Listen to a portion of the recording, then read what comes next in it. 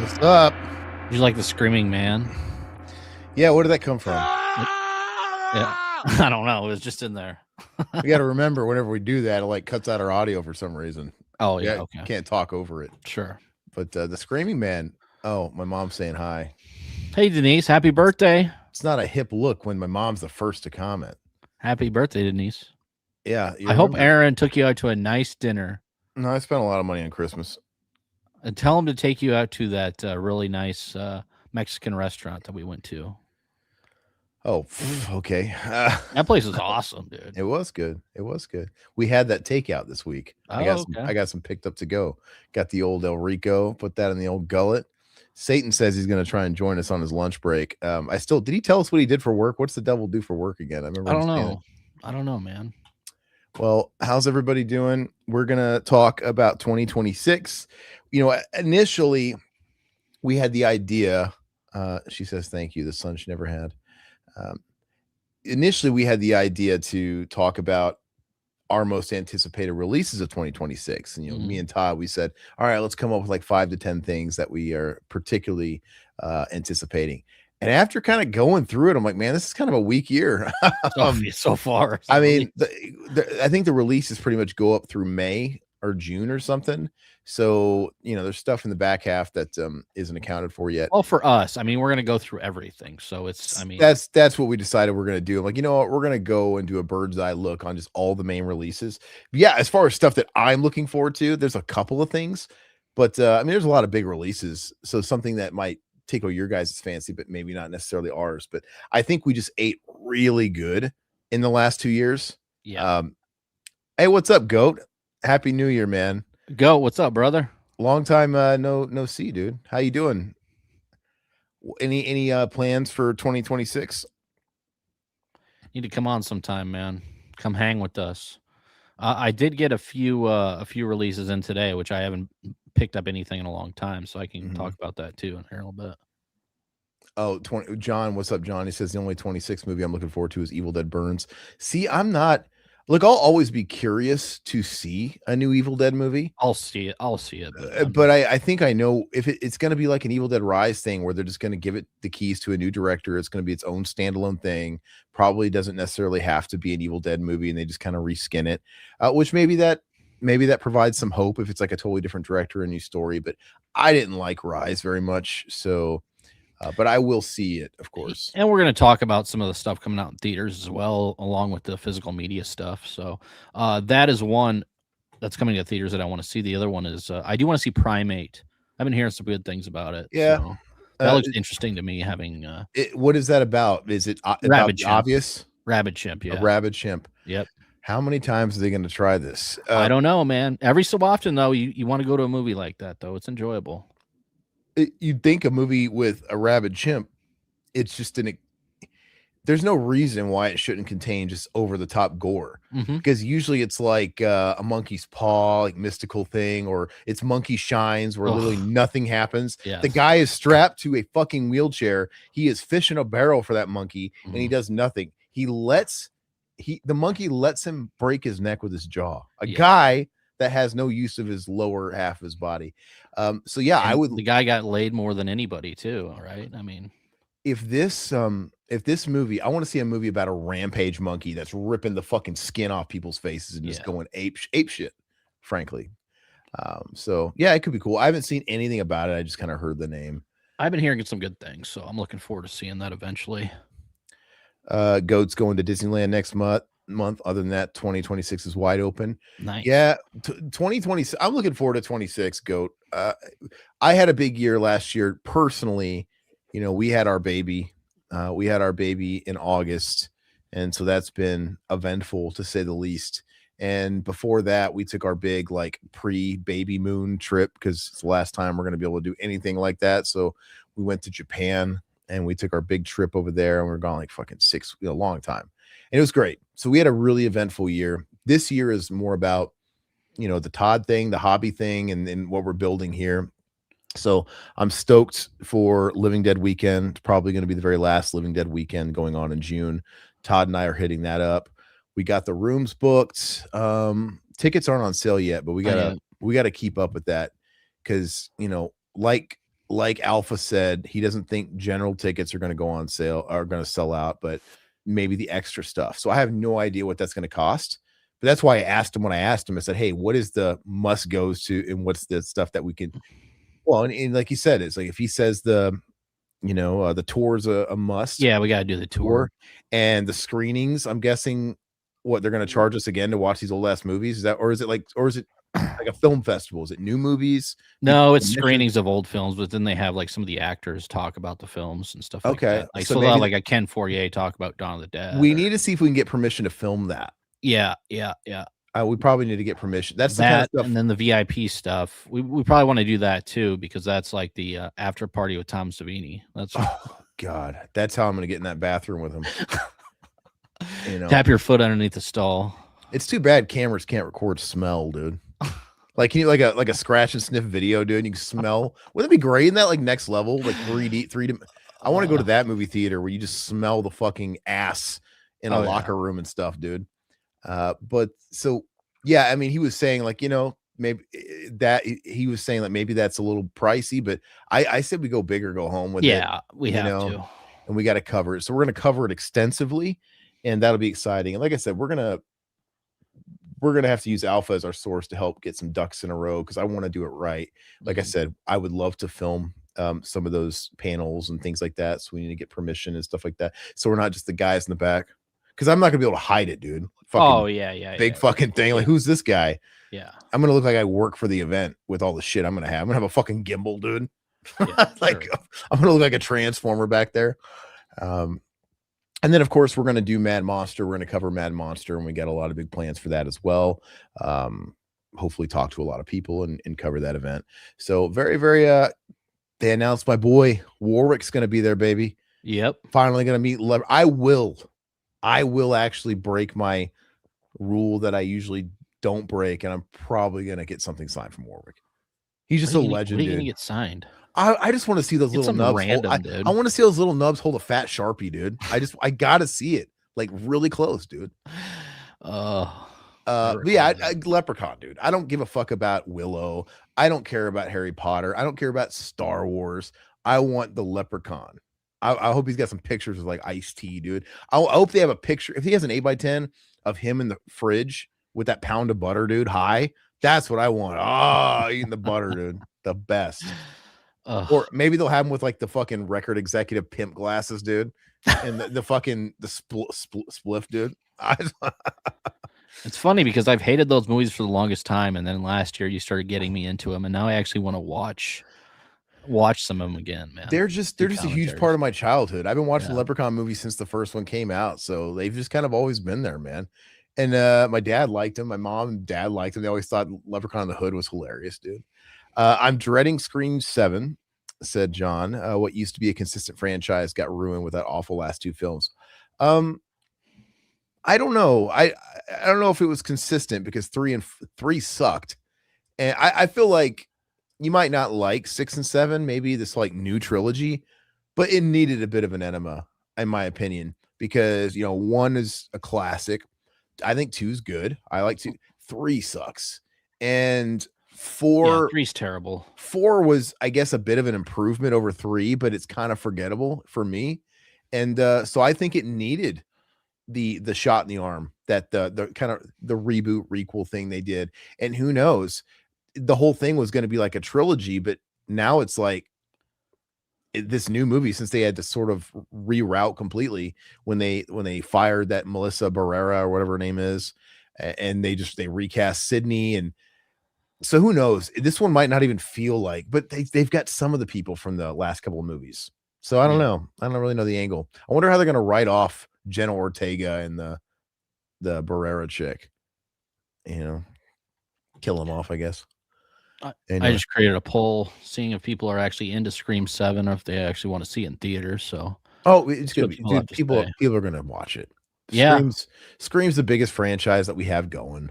Yeah, it's just I'll go see it in theaters. What else do I got to do? Yeah, I'll go see it too. I think I saw 5 and 6 in theaters. So I'll probably I think I did too. Yeah. And as long as it's not a waste, I think 6 was a bit of a wasted opportunity. When they had that sort of prologue scene with the chick meeting the person on Tinder or whatever it is at the Mhm. bar, and they I thought they were going to go that route where they revealed the killer right away. I'm like, oh, we're going to do a movie through the killer's vantage point because he killed the person in the alleyway and he Mhm. goes back to his apartment. I think whatever, takes off his mask. He's like, oh, I did it, whatever. I'm like, oh, this is great. And it turns out he just gets whacked because he's a copycat. Like, oh, we're kind of doing this again. And then they had the whole wacky family of the last movie person, and he had Dolmart Maroney or whatever his name is, fucking going really fucking wacky. It's kind of entertaining to watch, but it was a little slapsticky. But Well, you like, kinda knew who it was, I mean, the whole time. well, it gets to a point where it's like you're guessing who the killer is. In this movie, it's like, well, it's fucking everybody. It's like three fucking people. It's all like pretty much everybody got at least one of the guesses right. Yeah.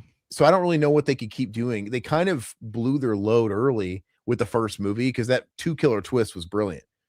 Nobody saw it coming Ye back then, and then that's just always been the expectation, except when they threw you a loop in the third movie where it was just one.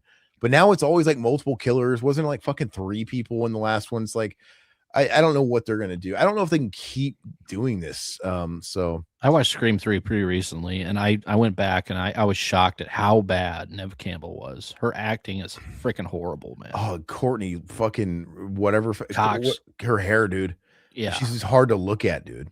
Who I did mean, that to her? I don't know. I don't know how Neve Campbell is still doing that series because, I mean, her acting is just Well, she terrible. wasn't basically. It's like they wanted her to come back a star, but they weren't willing to pay her what she felt she was worth. And I mean, as soon as what's her face And walked, now then she's it's like, coming back. Now they're well, giving her she money. had him by the balls now because they Yeah. had to get rid of that other person. It's like, well, how else are we going to fucking save this next installment?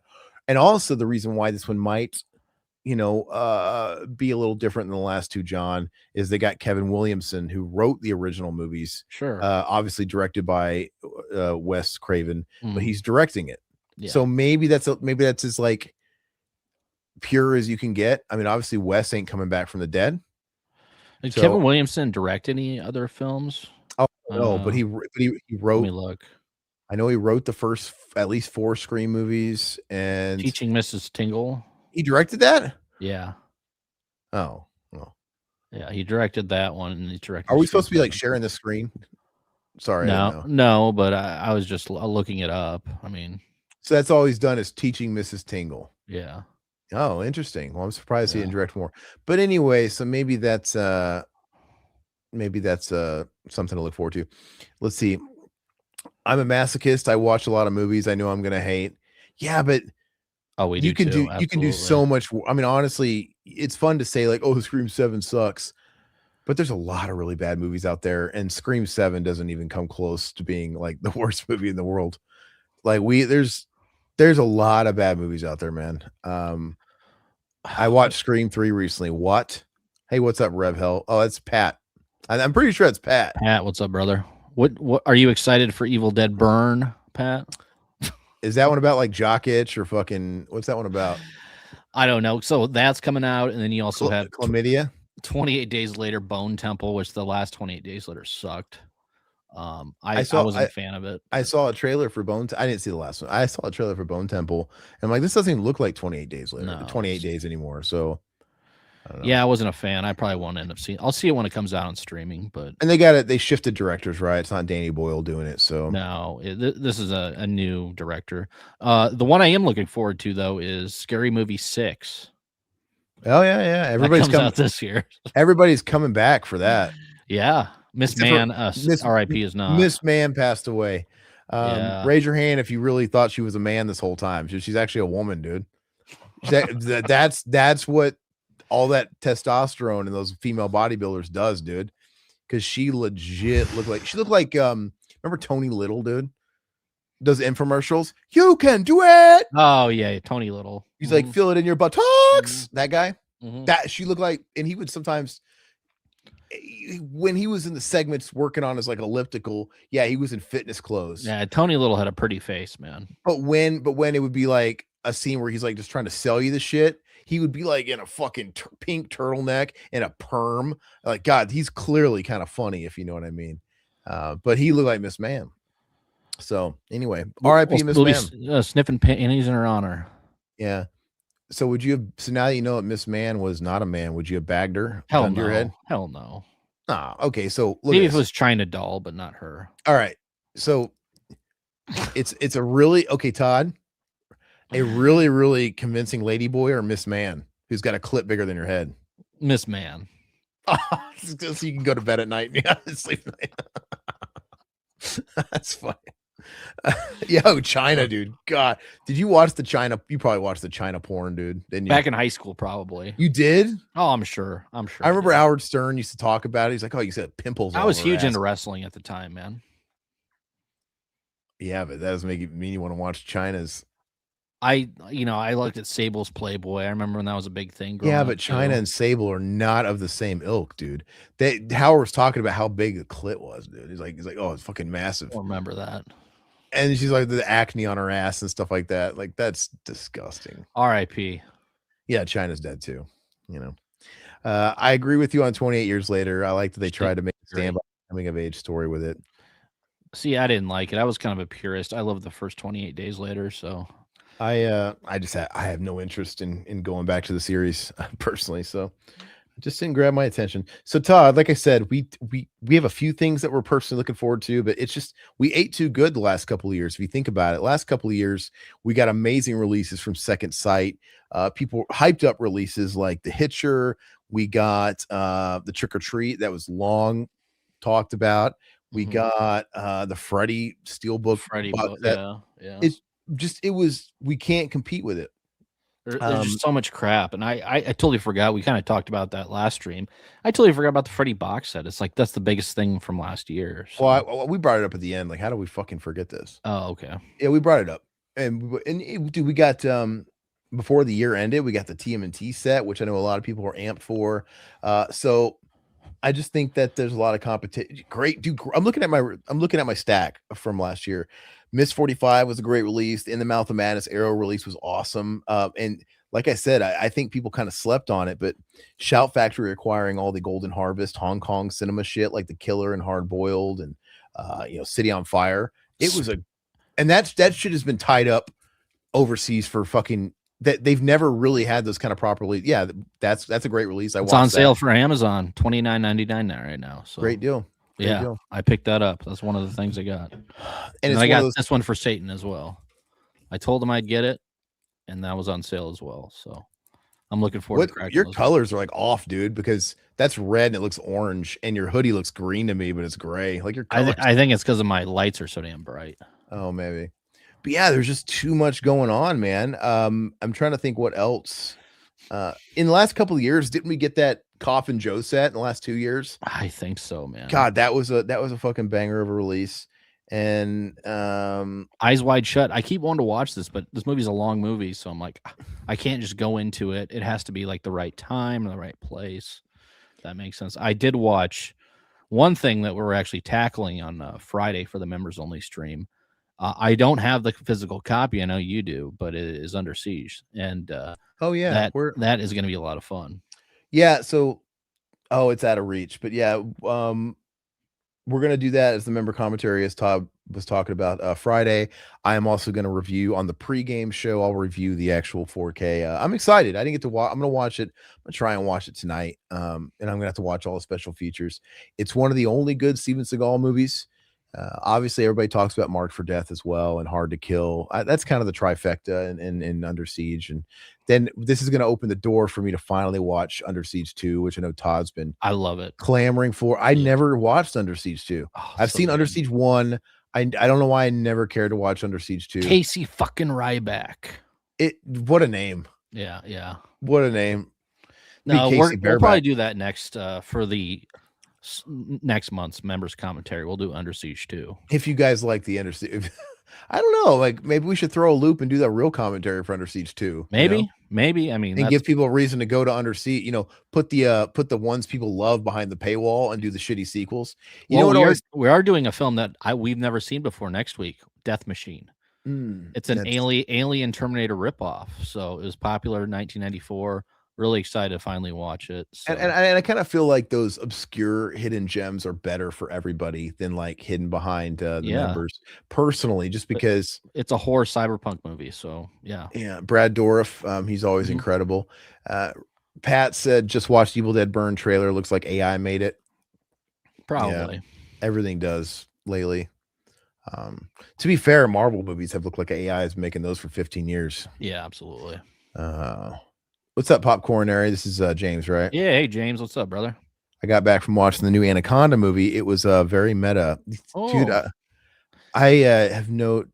You James is a put big Anaconda original one. He says I know, but he anything likes with that one. Paul Rudd and Jack Black on the marquee these days, like, can we hire different actors, man? Can we Somebody was just? saying it was kind of like They're trying to like remake Anaconda a in the movie. spoof. Yeah. Yeah, they're trying to remake Anaconda as like Anaconda fans, I guess, and it's like a comedy. I'm like, Hmm. it's kind of an interesting idea, but everything with Jack Black in the fucking jungle looks like Jumanji, dude. I'm just over it. Which that first Jumanji was entertaining. I mean, Yeah, whatever.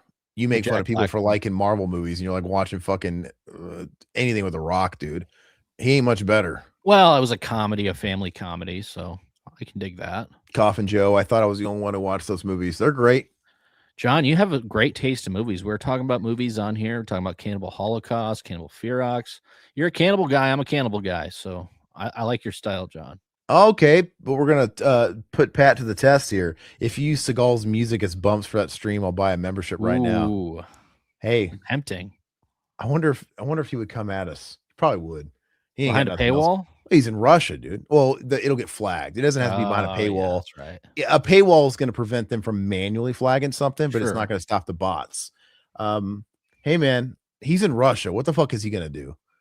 I think he might have been signed to a major label at one point, wasn't he? Didn't he have a song called "Your Face, My Ass"? We can stream on that Rue TV, that Russian YouTube. Oh, VU Or VU, whatever. Voom Contact or Yeah. whatever. Oh, why don't we, dude? I don't know. Why don't we tap into that Soviet audience, man? I don't know, man. I watch a lot of films on there because they have a lot of good films you can't find. Wouldn't it be fucked up if we got really big in Russia? Oh, I We don't can't. care. We can't go there. We can't go there. China. I don't And care. we'll never know. We'll never know like how we'll never have our Beatles moment because Like David Hasselhoff over there, man. we're like the two Corys, dude. Get off Yeah. the fucking red square, dude. Oh, that's so funny. Let's see here. It's a parody of soft reboots, but it feels really cynical. Mm. The original Anaconda wasn't exactly Shakespeare. Yeah, I mean, I don't know, man. I'm done. Can we just do Total some 90s. just do some normal shit? Let's do some new stuff, dude. I'm tired of this.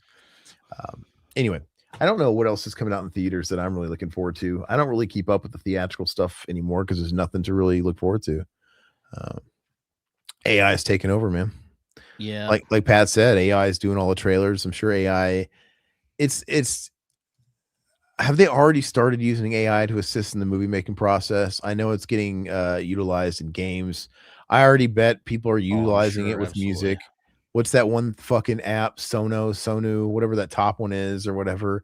People are fucking using that shit. And So yeah. some of the releases that are coming out this year is Clayface is coming out.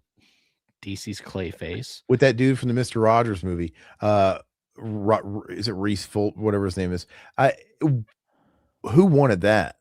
I don't know. Why do they keep getting allowed to swing? Why are they getting all these chances at trying to make the DCU happen? Who And knows? it's just so fragmented, and we're getting a Clayface movie.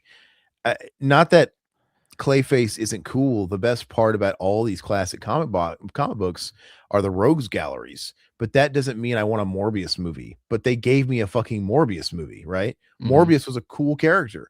He's a cool villain. He's not like a primary villain, but he's really neat. And he kind of would cross over into Blade and stuff. And we don't need a movie with Morbius as like as a hero. And we don't need why did they give us a Venom series? A Venom series where he was a hero. And they tried to make it a buddy comedy between him and the wisecracking symbiote. It's the dumbest shit ever. And they're going to give us a Clayface movie. All right.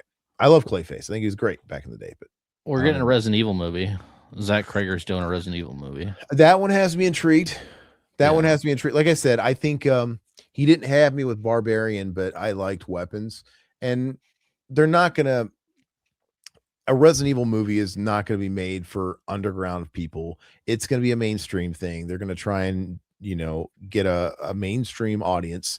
So, yeah, I mean, I guess if you're going to do that, get a guy like Zach Cregers, who's had mainstream success in sort of that genre. He's So, going to be going up against Silent Hill, the Return to Silent Hill. That not comes like out this, this year, not too. not the same weekend. They're not going to be going. No. But I mean, same year, 2026. So, And I'm sure that'll be trash, but I'll see yeah. it. I mean, why not? When the streaming, I'll see it. I saw the first Silent Hill movie in theaters, and I'm like, wow, this is dog shit. But that movie has gotten a hardcore fan base over the last 20 years to the point where you see people dressing up as Pyramid Head at all these conventions and shit. Like, he's super popular.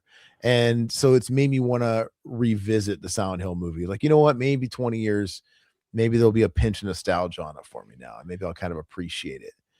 Gamer guy would be happy about this. The Mummy is coming out. Blumhouse is coming out with a Mummy movie, so I know he's a huge Mummy guy. A reboot again. Mm-hmm. Okay, like an actual reboot, like no Brendan Fraser. No Brendan Fraser. I don't think people are going to go for it. They didn't go for Tom Cruise. I think the only way. Oh, yeah, that's right. I forgot about that. Tom Cruise had a bomb. Oh, I watched that with my father-in-law. It was horrible, dude. He had a massive, colossal bomb. Mm-hmm. Your fucking Lord and Savior, Tom Cruise. Yeah, it was bad. Pretty much, they have to, if they're going to do it, it has to be some kind of reboot, requel with Brendan Fraser attached. That's the only way. You got to get those nostalgia points. Speaking of cannibal movies, anybody ever seen Parents with Randy Quaid? Yes. I've never seen it. It's been a while, but I have seen that. I remember enjoying it. I didn't think I loved it, but I thought I enjoyed it. Robert Eggers is doing Werewolf. So, Pat, are you going to go see that? I know you're a big Robert Eggers guy. So, and next, what is he going to do? Frankenstein again? We're having a Frankenstein movie. He's just going through all the fucking classic monsters, dude. Pretty much. I don't know. It's just, it was a good watch, but Nosferatu. I mean, yeah, it was a good one-time watch for me. That was it. John, the best Resident Evil would have been the Romero movie he was supposed to make. I read the script and it was faithful to the game. But let me tell you, first of all, we did an interview with the guy who did that Romero Resident Evil doc. It's a fun chat, and that's a fun doc. The thing about that is, I don't think that necessarily means it was going to be a good movie, man. A case in point, just referred to, what is it? Resident Evil Return to Raccoon City, or whatever the fuck that movie was. What was that? What it was called? I think so. Something like that. It came out a couple of years ago, and it looks like the game, but it comes off like bad cosplay. Like, it just looks fake. Sure. Like, in a game, it works. Like, you don't want to have someone talking about Jill sandwiches on the screen. You know, it works in one aspect, and I think I always talk about it. Don't get mad at me. I always bring it back up. I think Mortal Kombat 95 is the greatest example of a video game, what a video game adaptation should be. Which we'll be talking about that later. So, yes. Of course. Yes. But I'm saying, look, they made something that was completely faithful to the property. 100%. Yeah. But they clearly stood on their own. Like, we can't make it. We don't want it to look like the game. It has to look cinematic. It has to stand on its own. And it did. Like, Goro had a cinematic look that didn't match the games, but it still looked like Goro. Sub-Zero and Scorpion were faithful, but they didn't look like the games. Even Shang Tsung, they took some I think you have to be cinematic. Sure. If you make a movie, but if you watch that Raccoon City movie, it looks like a bad porno parody. It's like, yeah, it kind of does look like the game, but it's like, it's too much. And I never even watched that Netflix show that they scrubbed. Remember they had that Netflix show? Yeah. Yeah. See, yeah. So Resident Evil was hot back in like the early 2000s. And then it seems like all the Omen, was it the Omen movies? No, it was, God, there was like a shit ton of those.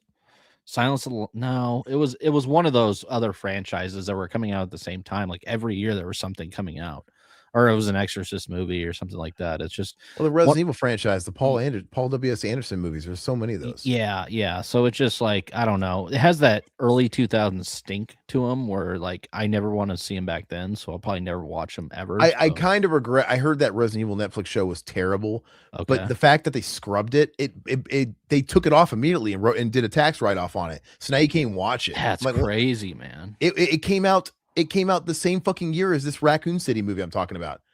and it had Was that during the pandemic or was that? something like that. Okay. It had that Lance Reddick guy, the black actor who died. He's in Bosch and all kinds of Oh shit. yeah, I remember. And Okay. I think he played Wesker. Okay. And it just you don't think about it. It's like, oh, okay, maybe eventually I'll watch this and just check it out. And they fucking take it off, man. That's crazy. What's up, Bath Time 1989? Big up the lads. How you doing, brother? Hey. Robert the All Knowing. What's up? Hi, okie dokie. That's right, Artichoke. Hey, Robert. I don't think you've ever been in this chat before, but you're amongst friends. Yes. Welcome. Welcome. We got Alpha. I'm nostalgic for the MK movie, but it's not a great movie. Fucking lies. Come on, Alpha. Heresy. Even I can't agree with you on this. It is a great film. The games were known for their violence and blood, and the movie had none of it. So true. But you're marketing to kids. Everybody playing the games were kids. The people that weren't old enough to, they didn't check for IDs at the arcade. Yeah. They checked for IDs at the movie. So it's like, sure, they did the best that they could. And I totally get why they made it PG-13. But even with that compromise, God, they pushed it as far as they could. And it still felt like Mortal Kombat. Like, think about it. In the Scorpion fight, they got away with some because they weren't using blood. They made them like gush lava. Yeah. And like, oh, okay, this is kind of a nice workaround.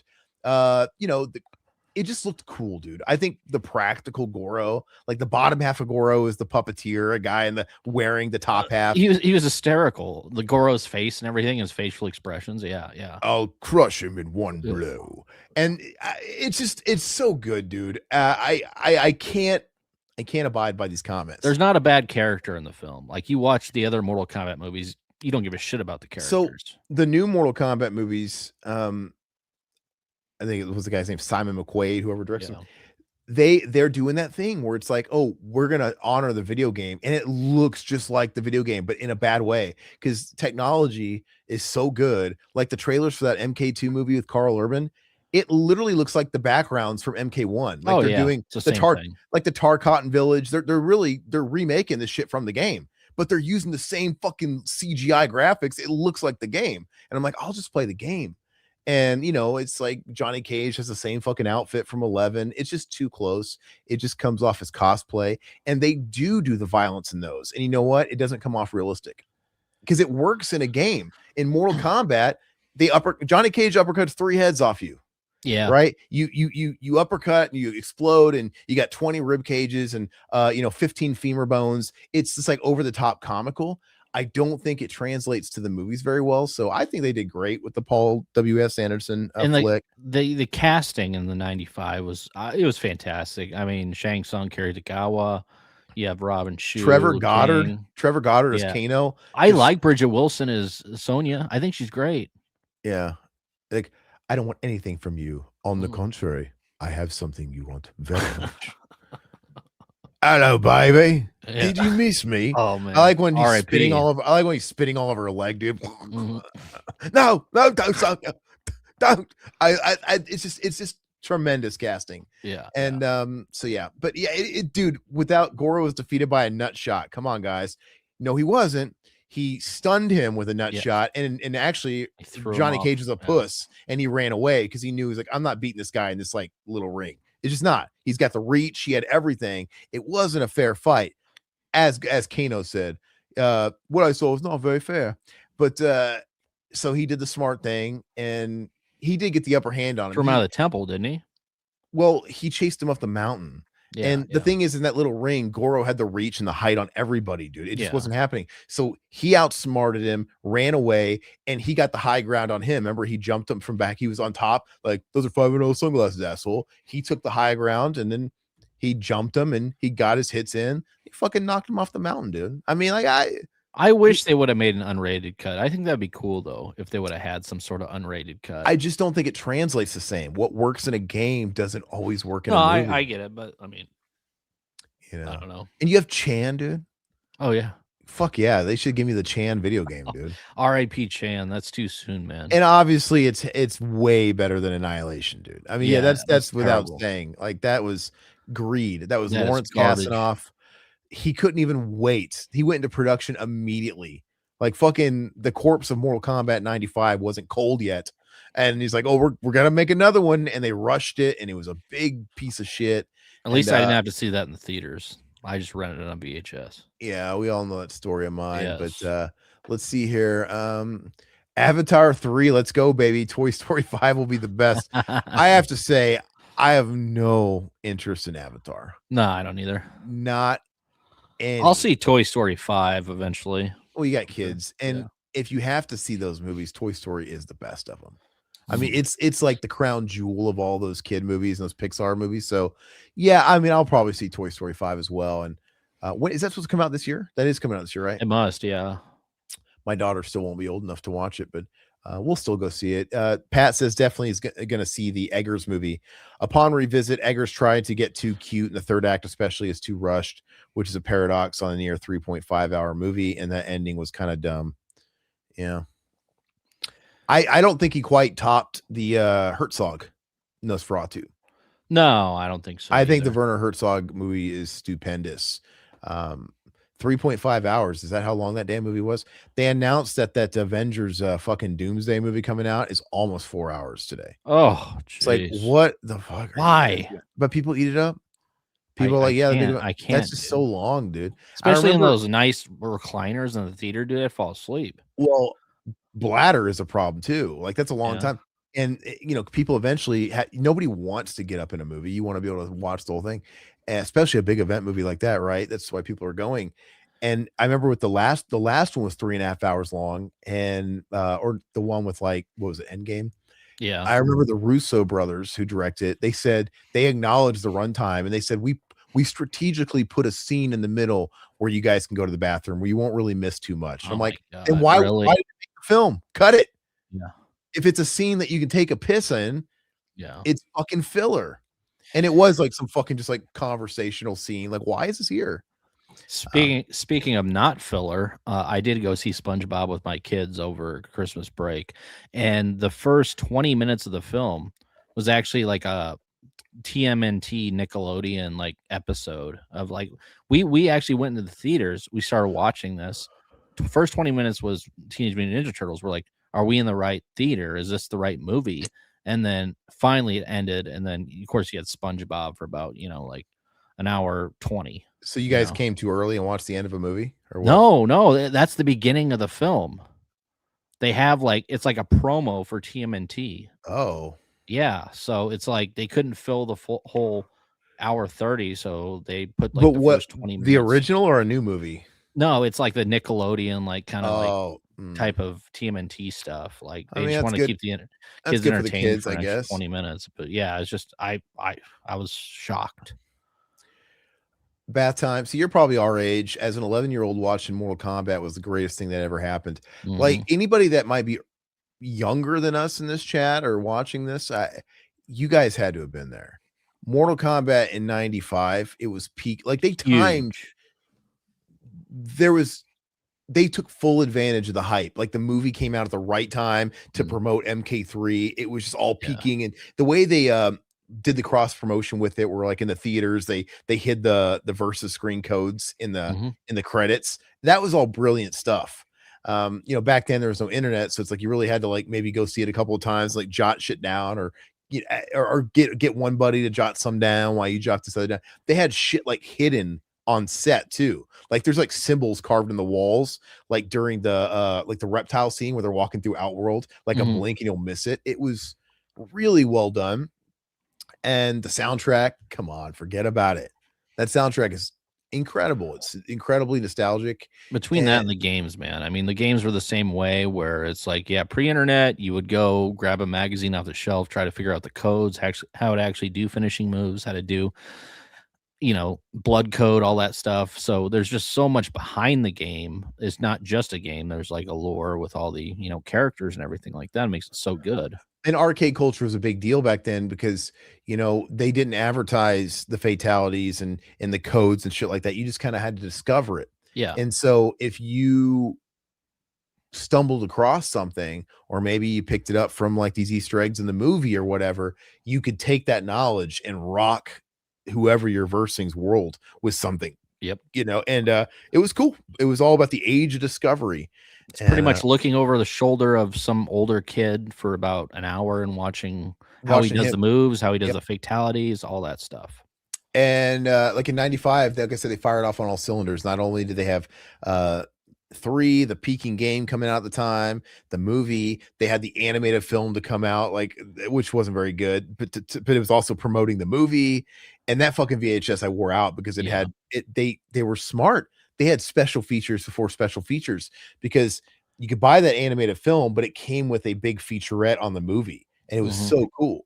And they didn't put that on the fucking movie. You had to buy the fucking animated movie for it. And they also had the live tour, also terrible, but they were like just milking it all at the same time. It was just it was MK territory at the time. So And, it and then was when you were a kid, also in the arcades, you would never go up to the guy who has been there for like more than like 5-10 minutes because he knows everything. You wouldn't do the I got next, you wouldn't try to beat him because he could just kick your ass and then you'd be done. You lose your quarter. So you would wait till he was finished and then you would like work your way up to from the easier to the more challenging fights. So and it's just one of those things. the world was so small when you're in elementary school. Mhm. I felt like everybody knew everybody and that wasn't the case. I thought everybody knew Mortal Kombat. Everybody knew about like the only game that exists are the ones that I play. And the Mhm. only music I know is the stuff that plays in my house. There's nothing outside of that.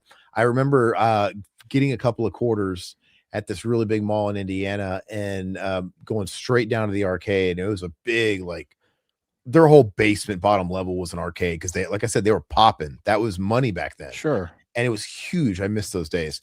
And I remember I went to one of the many UMK3 cabinets, and I remember I just asked the guy next to me. He was playing a different game. This Mhm. big fucking black guy, looked like Emmett Smith, dude. I'm Mhm. just like, do you know which one is Smoke? He's like, I don't play that game. I'm like, okay. I just assumed he did. Yeah. Everybody does. And Yeah. yeah, good shit though, dude. Gore, yeah. First of all, a nut shot, dude. Try and sound. Come on, you make it sound like he was really Goro humbled. has more than one nut, He was man. really humbled by Johnny Cage, dude. He probably has like 4 or 5 or 6 nuts, dude. This is where you glaze over. Uh, Ugh! uh, I wish we'd have Ruby Sparks too. Fu Zoe Kazan, Destroyer of Dreams. What is Ruby Sparks? Google that. I'm not really sure what let's that do is. it. Aaron, you should make a review of Welcome to Derry with Zach. I heard the Welcome to Derry show was good. See, I didn't like those It movies at all. Oh, the one with Paul Dano, the Ruby Sparks. Yeah, and that Oh, Annette Bening. Yeah. so that's It's a romantic comedy. Quentin Tarantino's favorite actor, Paul Dano. Yeah. But yeah, I heard the Welcome to Derry show is really good, and it's in the same universe as the movies. I think it serves as a prequel. And but apparently people that are saying they also didn't care for the movies say the show is really good. It kind of makes me wish we covered it. Maybe we'll have to maybe we should watch season 1 and then be prepared for season 2 and see how we like it. But apparently it's good. So Yeah, I will watch it. That's on HBO. Okay, yeah, it's yeah. an HBO thing. And you know what? I think it as a story is going to thrive better in a series anyway. Because like I Yeah, said, absolutely. that thing's bigger than the Bible, dude. And Mhm. you just need to really work it out. Let's Pat, see. have you watched it? I know you're a big show guy, so I didn't know. Yeah, let us know what you thought about it. Tyrion Lannister's trial by combat with Braun from Game of Thrones is inspired by Cage versus Goro. Hmm. Really? Hmm. Is that what the creator said? Hell yeah. I never finished Game of Thrones, so I can't, comment, but I fuck with it if that's the case. Robert, I was actually surprised. I hate the It remakes. Welcome to Derry wasn't so bad. I feel like you got to Okay. watch it. I need to watch it now, yeah. The problem is there's just still too many shows. There's just too much stuff to watch, so little time. The older Yeah. we get, there's less and less time. It's really depressing. Jurassic Park 2025 sucks. It's the I mean, rebirth. Yeah. we haven't had a good Jurassic Park movie since 1993. Yeah. That was my favorite one. And yeah, that's the one I've seen the most. So yeah. Done, dude. Yeah. Chapter Oh, 2 sucks. Yeah, chapter 2 was fucking wonky, dude. I mean, Yeah. I guess the first one was better, but yeah, the second one. R.I.P. I don't remember his name. The guy, he was in It Chapter 2, but I know him as Tate from Ken Park. The guy that murdered his grandparents and Yeah. jerked off all over himself while wearing his grandpa's dentures. tape. That always comes up on this channel, doesn't it? Jesus. It's a wild movie, dude. You always gotta bring that up. He's wearing his grandpa's dentures. Oh, why he's doing that? Okay. Oh, wait, did Zach watch Brigsby Bear starring Mark Hamill? It looks like a movie that Zach would watch. I have no fucking I don't clue. know. Dude, isn't it wild that Mark Hamill is getting Oscar buzz? I do want to see that movie though. That he did with the Stephen King movie. Yeah, the with Tom Hiddleston. What's the movie called? I forget. But A Long Walk, I think, or something. no, like it's that. like no, it's like A Life According to Chuck, or the Chuck movie. It's not the Long Walk. Oh well, he was in that, Mark Hamill. So Mark Hamill's in the Chuck one. Do Mark type in Mark Hamill Oscars. okay, let me see what Life of Chuck, I think it's the movie's called. And it's like it's not a horror novel. But yeah, dude, Mark Hamill, the fact that he's having this weird renaissance and he's like some kind of front runner. that was 2024. It's the sci-fi fantasy Life of Chuck. But it must have made the cutoff. It probably came out after the cutoff for the Oscars of that year. Yeah, okay, June 2025. Yeah, okay. But anyway, yeah, Mark Hamill. That first of all, Mark Hamill, he's always been a hammy over actor. His acting was not great in Star Wars, and he obviously thrived in voice acting, like sort of that over the top. He's amazing voice acting. Yeah, with that scenery chewing over the top kind of thing works for that. But I never thought he was a good actor, and the fact that he's supposed to be really incredible in that, and he's getting Oscar buzz. They did like some like Vanity Fair photo spread with him and like all these A-listers. Like it's like the biggest A-listers you can imagine. They're all going up for Oscars, and Mark Hamill's there. I'm like, what the fuck? He's a con guy. That's He's crazy. a con guy. I mean, I'm glad for him. I do want to see The Long Walk though. I hear that's really good. Let's see here. Ooh, John, Nosferatu 1922 is the best vampire movie, even though I'm nostalgic for Dracula 1931. Yeah, I mean, all that stuff is very classic. I just think you can't beat the Herzog vampire, Nosferatu.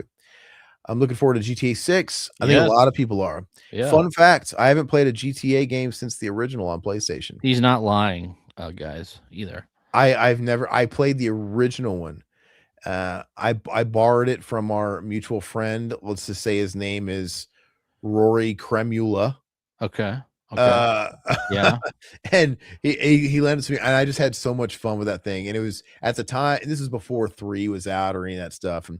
And I get it. It's archaic now, but dude, I had so much fun, that bird's eye view and running past people and say, piece of shit. They were saying like shit, you can just mow people down like little sprites, dude. It was fun. That was my favorite because that was one of the birthday presents I got from my stepdad growing up. That was he went to Gamers and he got me a used copy of that on PS1. And I'm like, what the hell is this game? And I started playing. I'm like, this game's awesome. I love this game. Before the big renaissance and everybody played it. Right. It was like right when it came out or mid-90s. came out. Yeah. It was no, it was mid-90s. It was PS1. That was probably 99. PS1 is PS1 was mid-90s late. That's when the PS1 was out. Okay, maybe you got me 98, 97. Probably between mid to whatever. Okay. Because there was GTA 2. GTA 2 is on PlayStation as well as Dreamcast. So you're probably right. It was probably somewhere in the middle between mid and late that the first one came out. But and I like it. It was before Rockstar got all that money and got real big with 3. And so they couldn't afford all the licensing. So in the original ones, it's all like music and radio stations made for the game. Sure. Like fake songs and shit. I always had fun with the fake radio stuff and the fake songs. And I'm a simple guy. Sometimes I don't want to be overwhelmed. But the thing is, I know if I played like 5, I'd probably love it. But there's just only so much time, you know? Yeah. The only big massive game I let myself get sucked into and I surrendered to completely in the last few years was Elden Ring. And to be honest with you, when I get the itch to jump back into a big game like that, I kind of just want to play Elden Ring more. And I just don't want to live in too many of those like universes. You know, it's too much. I've been jumping back Tony Hawk 3 and 4. I did pick that up when it was on sale, and I love it. So is it better than the 1-2 remake? Or is it pretty much how you view the originals? It's in line with like how you rank them. It's in line. I still think 2's better. I still think 2's the best. But I always loved 3. I thought you liked 3 the best. I did like 3 the best, but going back to it, 3 doesn't have as many good stages as 2. But three's the airport is like up The there as airport's great. probably one of the best levels ever. So Yeah, Watership Down's the best animation ever. It's so fun. I like Watership Down. I have the Criterion of that. It's a solid flick. I dig it. Let's see. I can't believe all the anniversaries we're going to see this year. Racing Genius. What are we? What's coming up here? 2026. My anniversary, my 40th anniversary. Me. That's what are we missing out on? your 40th. Yeah, I mean your 40th birthday. Yeah, it's the only anniversary I can think of. My anniversary of life. I didn't know you were that old, dude. I thought you were like 2 years younger than me. Oh, I mean, I'm not gonna be that far off, dude. Oh, okay. So you're a little older. Sometimes you're 2 digits ahead of me, but not for a full 2 years. Okay. That's like why. Yeah, like you turn in the spring. In April, you turn, let's say 40. I'll be 41, and but then like a few months later, I turn 39. Okay, yeah, that's what it is. You got like a year and some months on me. That's gotcha. Okay, but yeah, I'm gonna be the 40 this year in the fall. Well, your life is over. I'm just kidding. It's probably not gonna be too different the last couple of years. No, it's all the same shit. Yeah, I know. Soon we'll be dead. Yep. Mendoza was in the chat last time, and I thought it was hilarious how he was like, or he commented on our last stream where I was getting like that. He's like, I like it when nihilistic Aaron comes out. Like, it's all over, guys. Like, AI is taking over everything that we ever lived for and had fun with, and we're inspired. It's dead. I mean, what is life anymore? I'll be positive. You be realistic. How about that? Yeah. Let's see here. Bath time. He gets thrown out the moon door like Goro. He runs about hiding like Cage. So it sounds convincing, but I did make it up. Oh, you didn't make it up, or you did? Oh, so it sounds convincing, but I did make it up. Oh, okay. Well, it is convincing. Yeah, I mean, I would have known any better. What's up, Robert? What's up, brother? How you doing, bro?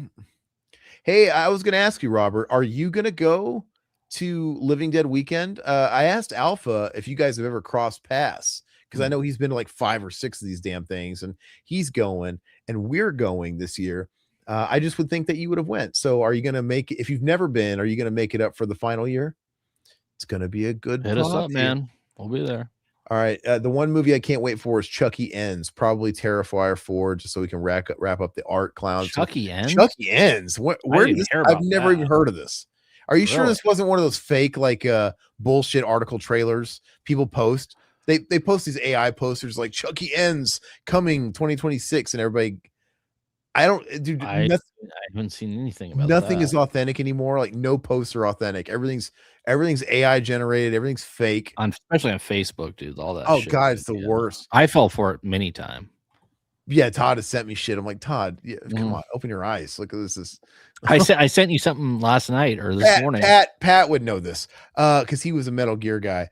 Pat, you know how like it's been kind of in vogue to make these clips of the dialogue and the codec scenes between the Colonel and fucking Raiden, and they're talking about like, oh God, they predicted what's happening today, all the espionage talk they're doing about the government. He sent me this one, and it was all AI. Granted, I mean, I never played Metal Gear Solid 2. It kind of sounded pretty accurate, and it was basically talking about all the stuff that's 100% going on. And he had one of these idiots, and they're like, "This is fucking mind blowing. They predicted it." And but when they start talking about waifu, and they pretty much said all this shit. They went as far. They didn't go quite as far as Skibbity Toilet, but I'm like, Todd, this shit wasn't around 20 years ago. Like, I don't know, dude. I never played this AI, and we weren't talking about AI was around, but they were talking about shit that wasn't a thing back then. But anyway, yeah, you wouldn't have known any better. But that's what I'm saying. No, I sent it to you because you would know. I don't know. So, but everybody's posting fake shit. Yeah. And none of it's real. I know. And it's just it's frustrating. Like, you don't want to like trust anything anymore, dude. Crazy. I don't trust nobody. Nobody trusts me. Never gonna trust anybody. What is Chucky Ends though? Do we find out? No, I can't find anything about why would they call it Chucky Ends when there's a Halloween Ends? I know. So recent. Good question. Don't get me wrong. I think Chucky needs to end. I would watch that movie. But I think they need to go back to like a horror roots for a final film. Mark Hamill's kind of a dick, but his Joker was the best until Heath Ledger. Do I sense somebody has a Tom story of their own? Mark Hamill. Was Mark Hamill a dick to you? Did you meet Mark Hamill? Was he a Savini for you? Or Is he an asshole? he doesn't deserve. He shouldn't be an asshole with the prices he charges, dude. God, Yeah, dang, I don't know who's buying his shit. I mean, he's nerd convention royalty. Yeah, He's like as big as it gets in those worlds. Stan Lee, yeah. Bat Time, although it's probably going to be poor, I'm really looking forward to the Odyssey, as it's one of the greatest stories ever told, and I hope they get it right. Yeah, that's going to be the Christopher Nolan flick. But did you like Oh Brother, Where Art Thou? Because that was I love that movie. Yeah, that was great. That was a telling of the Odyssey, and yeah, that was really, really good. Music was great. Yeah, it's really good. Mutineer, how you doing, my friend? Mutineer, by the way, one of our loyal members, which you can be a member as well. Check down below, not to shill, $2.99 a month. Get access to our members only commentaries and videos. Mutineer, I was going to ask you, what are your thoughts on us doing Under Siege this Friday? Nobody voted for it. We decided to we want to do something fun, dude. We haven't done action in a while. Yeah. And it's like, you know what? We got fucking really ran through with the horror and the Freddy stuff in the last couple months. I'm like, I just want to watch something fun. And I think Under Siege is a fucking classic. It's got everything. It's got Gary Busey. It's got fucking Gary Busey in drag, dude. I mean, come on. Gary Busey in drag. Tommy Lee Jones doing a wacky fucking accent. Yeah. And and you got Steven Seagal as a chef of a cruise line or whatever, and he's a badass. Like, it's that classic story of who is that guy? Who is the chef? What's his story? And it's just such a great movie, man. So you have Erica. What's her name? Erica. Can I watch from the chick from? She plays a wooden board, dude. She's the stiffest, worst fucking actress ever. She was in not Bloodline. She was in Tales from the Crypt. Not Demon Knight. Bordello Blood. Yeah, she was Baywatch babe, wasn't she? Yeah, she had those caterpillar eyebrows. Yeah. I just want to fucking peel them off because it's like a Velcro thing. It looks fake, dude. I don't like it. She's a terrible actress. Yeah, she's bad. But so is Steven Seagal. I think that's where Steven Seagal was peaking, because it's like, God, he's in a movie with Tommy Lee Jones, and at the time Gary Busey was in everything. Yeah, like that's where his star power was up here, and then it just quickly went to shit. And then after this, he had such star power where they actually gave him the keys to make his own fucking vanity project on Deadly Ground, which is terrible. Like, literally, he wrote it, directed it. He did a fucking whole Orson Welles on this bitch. And I'll have to watch that. That's probably on Daily Motion. They have all the Seagal movies on Daily Motion. And it's just, yeah, like literally nobody was reining this guy in. And you know what kind of ego this guy has. I mean, I thought they did everything but hang this fucker on a crucifix, because it's like, he's just so ridiculous. But he has some good shit, though. Oh, by the way, I read your comment. I'm sorry. Hey, Hamill, Blue, Ford, and Fisher. Oh, I'm glad I read the rest of that, because I was like, Hamill, Blue, Ford, and Fisher, comma, out of the water in Return of the Jedi. Yeah. Of course, Hamill was the only effing professional and even bothered to act out of the three. I agree. I watched those new movies and I agree. Yeah, because he really embraced it. He really embraces like who he is. Obviously, Harrison Ford, he can't be bothered about anything, and he doesn't give a shit about the fandom and Indiana. He didn't give a shit about any of that stuff. And yeah, I mean, that was I actually love Return of the Jedi when I was a kid. Like, people shit on that movie. I really liked it. Now, to have anyone back to it, I probably wouldn't like it as much, but I don't know. I enjoyed it. You can get a Return of the Jedi 8x10 signed by Warwick in July. I don't know. We'll see. Lord of the Rings is 25. I think this year. No, is that an anniversary? Hey, admission time. I've never seen Lord of the Rings. I have, but they're fine. They're not my cup of tea. Let's just say that. I had never seen any of that original trilogy. I didn't see the original trilogy, but I did go and see the first Hobbit movie. And that's just because it was Christmas. It was like a Christmas movie. After Christmas, my brothers wanted to go see it. I'm like, fine. And they're like, well, you don't have to have seen the original because it's like a prequel. I'm like, all right. I saw it. I'm like, I just don't have an appreciation for it. Maybe if I grew up with the books and I read the books and I was more planted in the lore and stuff, I might, but I just don't know if it was for me. Let's see here. Racing. I forgot to mention that we're getting tons of movies and TV anniversaries, like Barbed Wire turning 30. Oh, Criterion when? There you go. Barbed Wire. I've actually never watched Barbed Wire. I wonder if that would be a good commentary. Why don't we do Probably barbed because wire? we can if you want to. I mean, it's a 90s relic. We're doing Death Machine next week, so might as well do barbed wire. Let's put that on a list somewhere, Todd. We got the note section in here. I'll put it in here. Barbed wire, because I think that'd be fun. And then we got to do Snapdragon, the superior Pam Anderson movie. We're gonna be here just like sweating the whole time, getting hot and bothered. That's fine, dude. I can watch Pam. Oh. Yeah, just though it's not new Pam. Not saying I'm much to look at. I have to say, the older I get, the more I find myself attracted to older women. Oh, absolutely, but not and Pam's got to wear some makeup. Come on. Well, she looks okay when she dolls up. Yeah, absolutely. She dolled up in the new Naked Gun. Oh, I didn't see that yet. I thought it was solid. I thought it was funny. Bad time. I couldn't believe it when I finally watched Casablanca and found out it had the same plot as Barbed Wire. See, I haven't seen Barbed Wire, but you just spoiled it for me. I can't wait.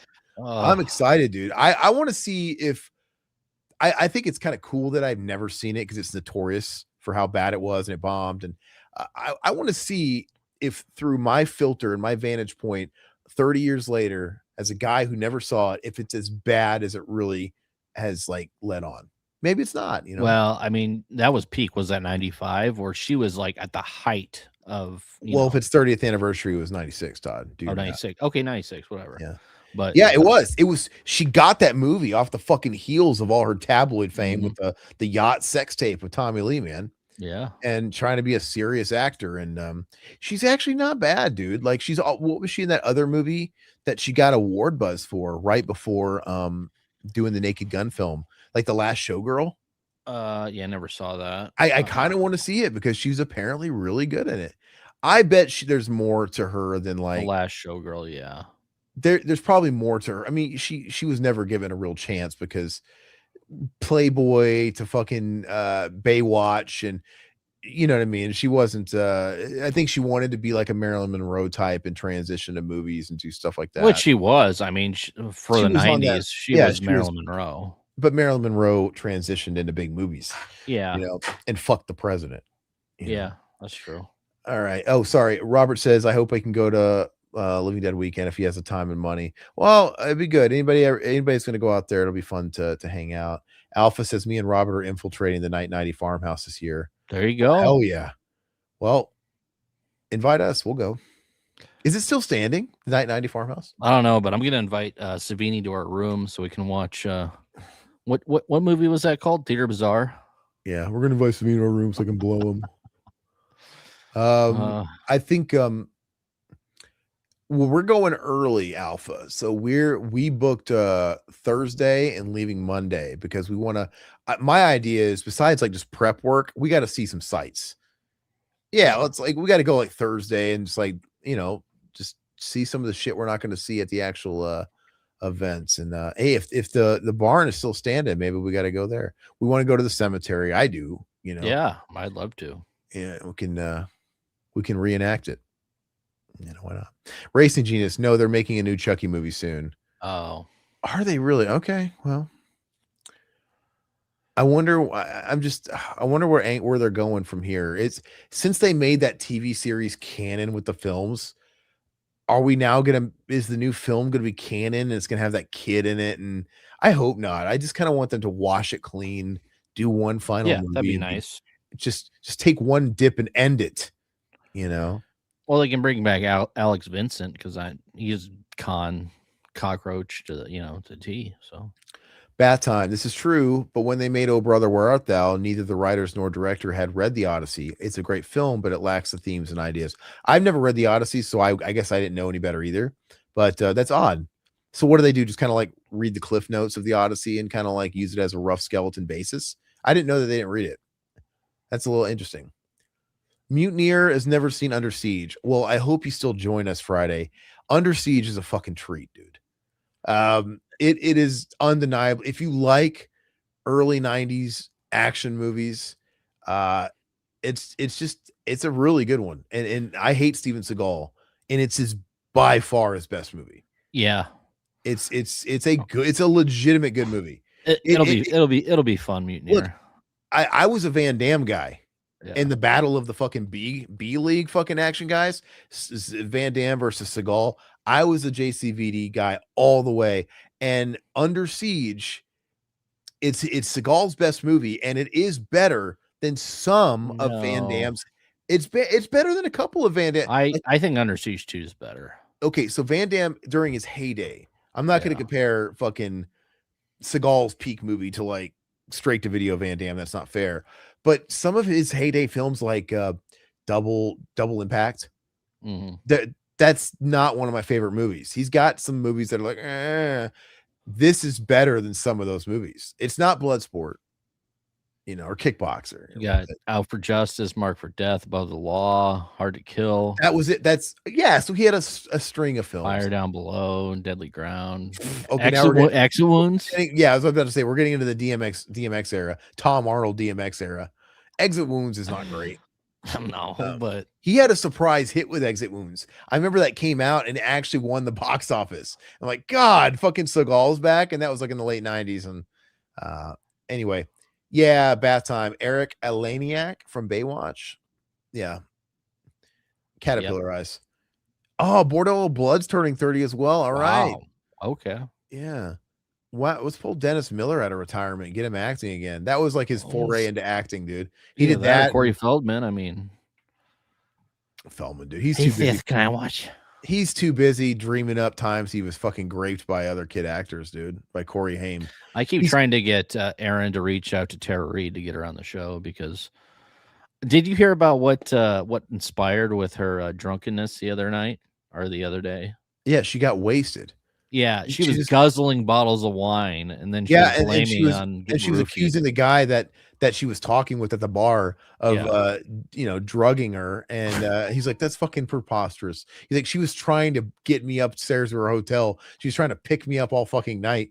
And like I said, the camera didn't lie. The camera showed it. She just fucking got plastered. It's funny, and dude. like literally she walked away, and the bartender even put the fucking that napkin over the drink. Nobody touched her drink. So she's got problems, dude. And Todd wants to exploit and be like, no, I don't. He wants I to be actually the TMZ of YouTube. Like, hey, let's get Tara Reid on here. Let's I love American Pie. Is one of my favorite comedies, so I'd love to talk to her about American Pie. But okay, it's gonna be too tempting not to bring up the other stuff. I know you couldn't. She probably wouldn't even take any interviews right now. She's probably laying low. I feel like she would for a shot of Jack and maybe a 20 spot. Well, she likes to party, dude. She's a fun girl. She would be fun to party with. Absolutely. Mutineer, I remember Siskel and Ebert coming all over their shoes over Under Siege, though. Wonder how much they got paid.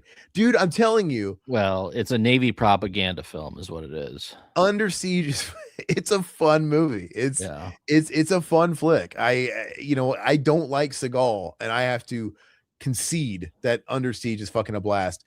And he, like I said, he's working with big talent in that movie too, because he was peaking. To me, that's like one of the only movies that goes toe to toe with like Van Damme in his prime, or even Stallone in his prime, because he's got the talent with him. And then I feel like where he like burned his bridges was on Deadly Ground. It's like, I want all this money and I want to make my vanity project. They gave him a shit ton of money and he fucking tanked. They're like, okay, well, we're never giving you another dime again, motherfucker. Well, I mean, it's total nice propaganda because they actually had George Bush in there, senior, as the president. I mean, as the president, yeah. Yeah, and they showed him, they talked about him quite a bit. So it's like, obviously, I don't know. Bad time. Hobbit is bollocks. Lord of the Rings is amazing, but books are better. Yeah, I just maybe one of these days, I'll get around to finally checking them out. I've told myself I would have like, it's just that so daunting. It's 3 of those damn movies, probably like 9 hours of my life. It would just take a lot to sit down, and it would take my wife suggesting it, because I'll watch whatever my wife wants to watch. Like, so if she ever suggests wanting to have a Lord of the Rings weekend, I guess I'll be down. Yeah, what's up, Ishmael? How you doing, brother? Glad you could join us, man. How's your week going? Happy hump day. You still need to watch my favorite film of last year, Companion. You and the wife need to watch it. She'd like it. My wife really enjoyed it. So yeah, no, it's on the list. I want you guys to tell me what you think. I was telling everybody like last week that 2025 was like the weakest year I've ever had of watching new films. There was a lot of good ones. I know you didn't like a lot of them, but I did. I just didn't like a lot. I'm telling you, I fucking didn't watch any is what I meant. Okay. It was one of the weakest years for me as far as watching new movies. I had no time in 2025. Yeah. And like I think I watched, I don't know, fucking 20 new movies is bad. So there's a lot of movies I didn't see. And so I got a lot to catch up on. But it was a busy year, man. Ishmael, what are you looking forward to in 2026? Doesn't have to be a film, doesn't have to be a release. It could be anything going in your life, my friend. What's got you excited? Alpha, I've seen all 3 Lord of the Ring movies and I remember nothing about them. Yeah, it's been a minute since I actually watched them, so I'm kind of with you there, or Alpha. I actually have more of a memory of the fictional ending that Randall comes up with in Clerks 2. Oh yeah. Is Clerks 2 going to get a real I'm surprised Clerks 2 hasn't gotten like a 4K release. I don't think it has one. Clerks 2 is Kevin Smith's funniest movie. Yeah, Clerks 2 is 20 years old, dude, this year. That's nuts. That was just yesterday. I mean, Lord of the Rings doesn't feel like that long ago. I remember the first Lord of the Rings was getting talked about coming out when I was still in your neck of the woods, like the year before I moved. Like that is 20 or 20 years old, right? 20 plus, over 20. So I'm going to go to our poll. Are you excited about Scream 7? 69% said no. 31% said yes. Is this a YouTube poll? Yes. Fast and Furious is turning 25 as well. Same goes with Tim Burton's Planet of the Apes. Oh wow, I don't think does anybody want to celebrate Tim Burton's Planet of the Apes? I never saw. Oh, I did. It has its fans. Really? Yes. It's got Kerry Tagawa on it, dude. Mm-hmm. He plays one of the monkeys and he's got those Kerry Tagawa eyes, dude. You can't miss them. It's still there. You might get a shot at it if you go. You might get shot at if you go though to the barn. Oh, so someone owns it. Okay. Yeah, I wonder who owns it, man. Yeah, he's probably sick of people fucking going there, dude. It's like who is it that bought one of these famous houses? I don't remember if it was the Full House or it was the Nightmare on Elm Street house. Like they got a new owner and they had fucking no tolerance for it. Because I went and got a photo and it's literally off the strip in Hollywood. And I got a photo in front of the fucking Nancy's house, Nightmare on Elm Street, and everybody would get a photo with that house. And I guess at some point in the last like 10 years, somebody else bought it and they just have no fucking chill. Like they put a fucking gate around it. And, I think there's been videos online of them screaming at people or whatever. And I get it. It's private property now, but like, dude, what do you think's going to happen when you buy the fucking, I know you got to know that you got to know the history. And you're right off the fucking Hollywood. It's either on, I don't know if it's on Hollywood or Sunset, but it's like right behind, it's off of it. It's right there.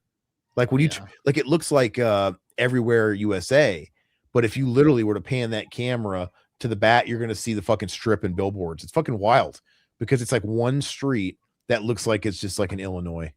It's weird.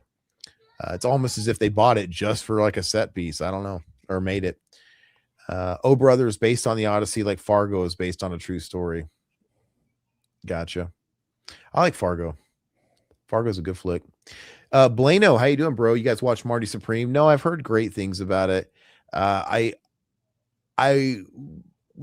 was talks about going to see a movie with the lady this weekend. Didn't happen. And if we were going to go, I was going to suggest Marty Supreme because it is supposed to be good.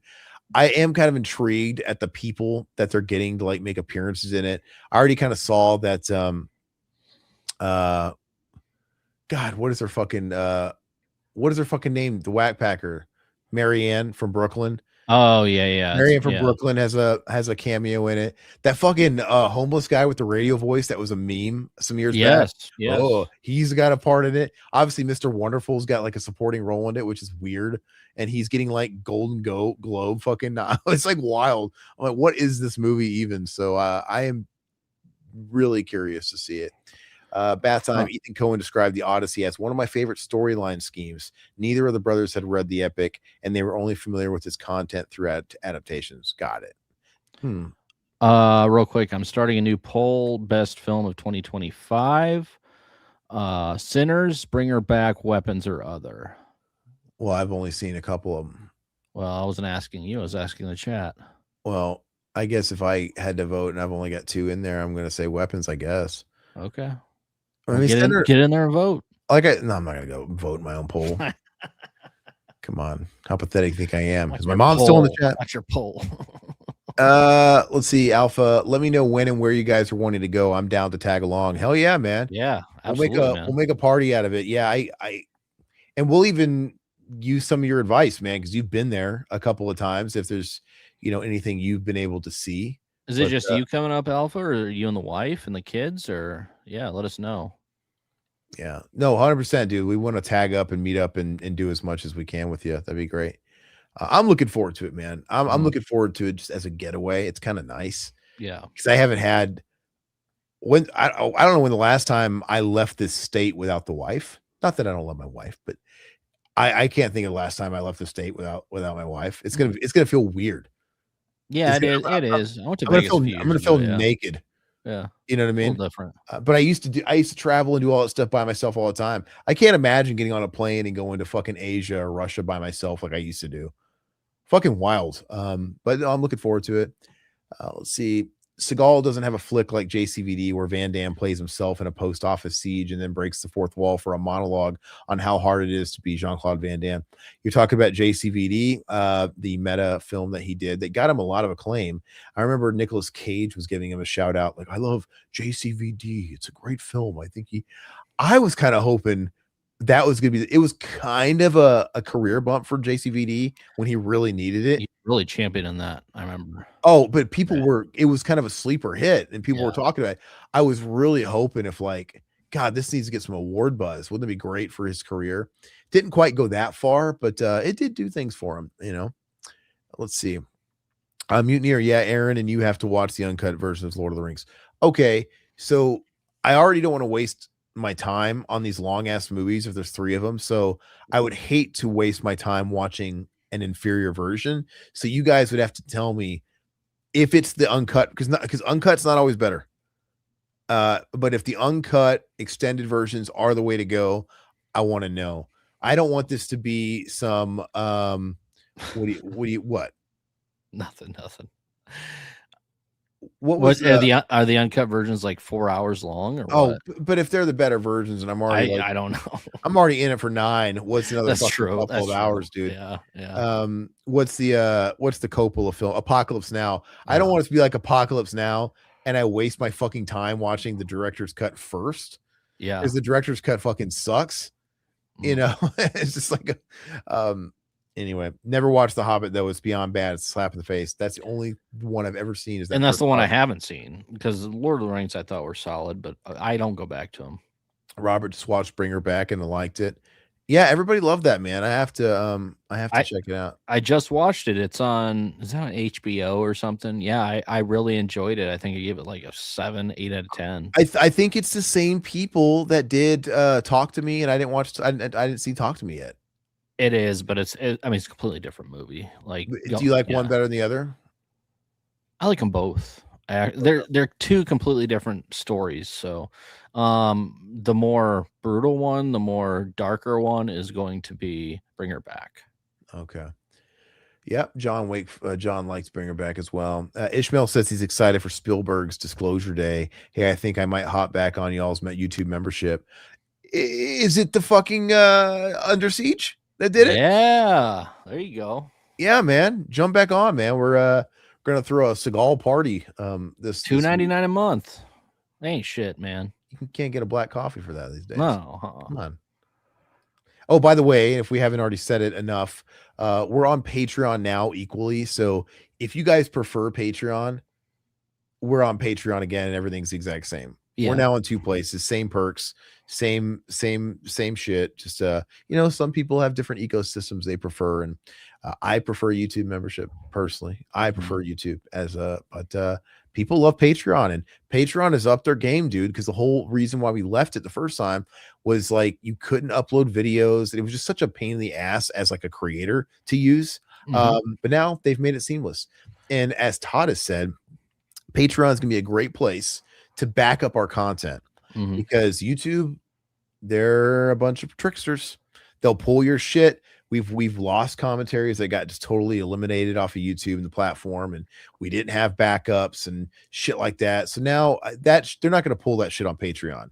So, for example, we had to scrub the whole fucking channel of anything Night of the Living Dead. Yep. I've got half of mine. We should just put that all over there. What are they going to do? Yeah.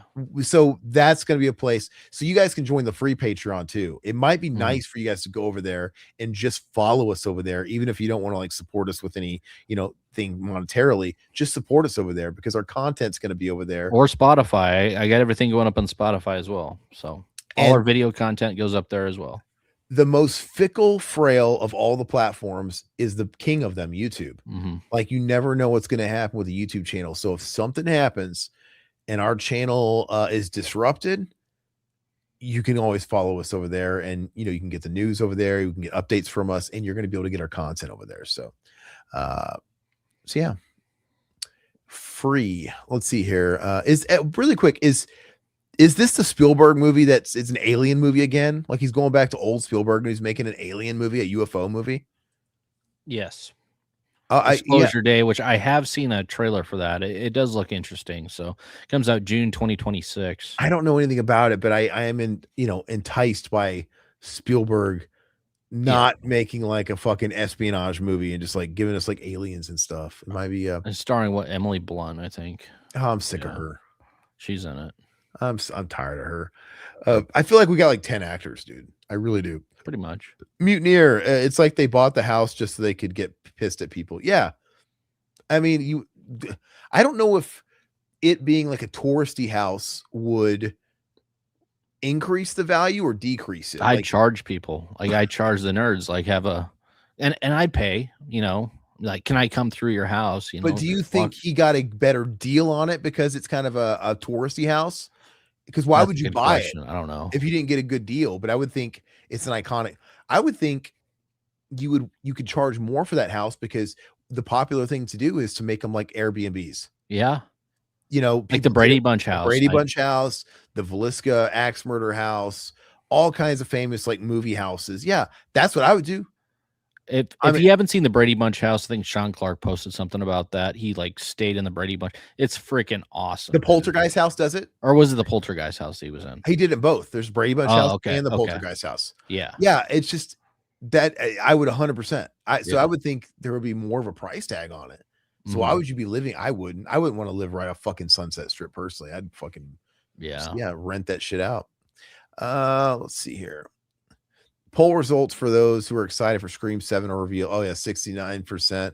Yeah, people are going to say I'm excited, but I'll probably go to the theater to see it because I have nothing better to do, like Aaron said. So Bat Time. I haven't seen it yet, but I'd vote for the dog horror film. It's called Good Boy for best film. As everything was dog shit last year. So that was other. That was the other. Okay. I'd rather see Primate. If we're going to talk about animal just wreaking havoc, dude, Primate's probably more my jam. Alpha says he'll probably be solo. His fiance came the first time and that was enough for her. Dude, isn't that funny? Same thing, dude. Like I remember the early years with my wife. She was very gung-ho, like, oh yeah, like taking interest in all. Yeah, but she's probably just being a good sport. Yeah. And then once you're like cemented and the relationship is what it is, like, yeah, I'm not going. You want her to hang out with her girlfriends, and she's the same way. Go hang out with your friends, that sort of thing. Yeah. So absolutely. I am really looking forward to, because it is a different vibe. It's like you want to hang out with your significant other, but and my wife's a trooper, dude. Like she'll go see Meshuggah with me, and she's more of a trooper than mine. Oh yeah, she gets it. She's really really supportive. Yeah. But I know in my heart some of this stuff she's not having as good a time as maybe you would or somebody else, and that does kind of like affect your enjoyment a little bit, right? Yeah, it's like walking around a record store or a physical media store looking at DVDs with your wife. It's just like. It's like she wants to leave. You can tell she's kind of standing by you, and she wants to get out of there, and it kind of ruins the whole vibe. And you feel the weight on you, like to hurry up, and I got to get out of here. Yeah. So I don't want to go to a convention with my wife. I want to go with Todd, my internet wife. That's right, and that's the way it should be. Like that's fine to have those sort of separate avenues and stuff like that. And Alpha, you probably have more fun solo. The chains come off a little bit, and it's not because we're up to no good. It's just you can let loose a little bit. Yeah. Like, I go to Vegas with my buddy. I got a buddy Brian out here, dude, and when we've gone to Vegas, he ain't up to like his wife might be making some phone calls like, what are you doing? But literally it's just like, God, pull over at the next Circle K and let me get a carton of smokes. He just wants to smoke and fucking drink and have a good time. This is all like because he can't do that stuff Well, at his that's what I'm house. looking forward to, man. Like going It's just out 2 a.m. to a Denny's, dude, and just yeah, like, yeah, something like that. it's just not having anywhere you have to be Yeah, and just yeah, like smoking and nobody like spontaneity. whatever. It's not like getting hookers and all that fucking shit. No, it's people with like interests. I mean, Alpha, I don't think I'd want to see a hooker in fucking Monroeville. probably not. The one hooker Be s- everybody in Savini's gone through. There'll be some lot lizards in the BP trucks or whatever outside the Monroeville Mall. Fucking when you're going into the room, Joe Grizzly's exiting before you. God, no. All right. There's 2 scenes in the Lord of the Ring films that predict the horror of the Hobbit. You'll know them when you see them. Okay. Okay. The uncut of the first film is mandatory. Okay. All right. Bad time. The extended versions are by far the better experience for Lord of the Rings. All right. The second and third, you could watch the theatricals. So I'm getting some mixed answers here. Okay. Isn't it by Rocka Rocka from YouTube? Them films. What? You talking about the Talk to Me? I know they were done by like a YouTuber. Like Talk to Me is really good. I enjoyed that as well, but probably pretty equal. I would really miss the Sauron scene from the third uncut, but you can live without it. Yeah, I don't know what that means yet, but eventually I will watch them. It'll be like Indiana Jones, dude. I didn't watch Indiana Jones till I watched the Indiana Jones movie for the first time the weekend the 4th movie came out. That's crazy to me. And yeah. Oh, sorry. Yeah, yes, Rocka Rocka made those movies. I'm gonna assume that McDonald's sent him a cease and desist for his Ronald McDonald videos and merchandise. Interesting. Well, Todd, let's we kind of let's get into these. Go ahead and pull it up. Yeah, we're gonna go over some of the stuff that's dropping this year, and we'll discuss if we're hyped up about it.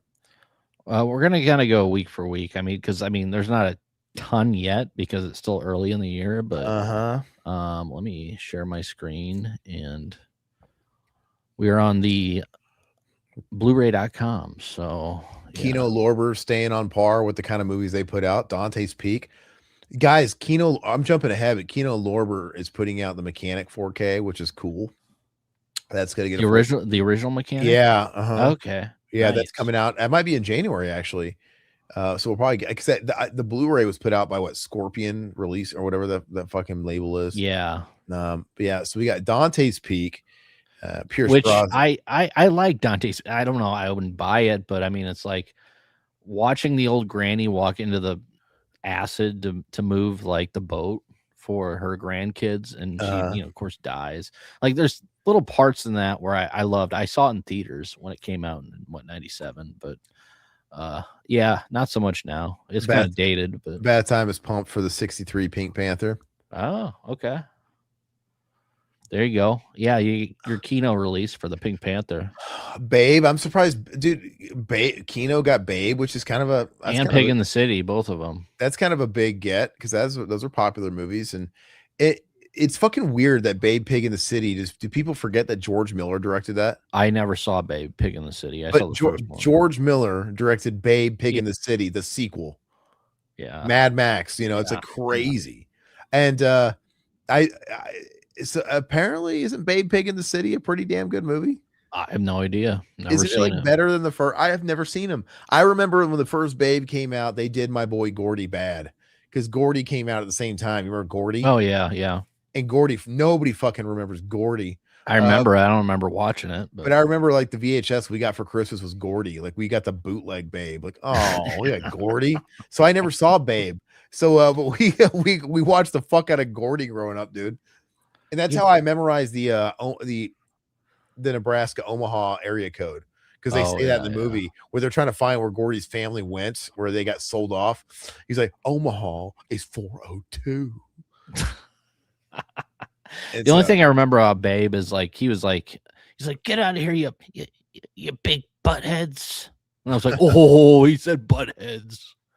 Kind of unrelated, but I wish we lived in a world where they made a sequel to Last House on the Left. The sleazy guy behind Friday Part 5 was they're supposed to, yeah, but it never got out of post-production or pre-production. Bad Time. That's a good question. He's saying, is Bring Out the Dead seen as the worst Scorsese film? That's one of the only Scorsese's I've never seen, and I Yeah, really I don't do think want I've to seen it see it either. because it's like Nicolas Cage, Scorsese. Like, why haven't I seen it yet? I think doesn't it have Patricia Arquette in it too. Maybe I don't know, but I want to see it, and maybe a UHD release is going to be the best time for me to check it out. But I've always it's been on my list for a long time. Shot in the Dark. Oh, Thunderheart. Never seen Never Thunderheart. seen that either. But that's peak Val Kilmer, man. Oh, it looks like all the Pink Panther films are coming Yep. to Kino.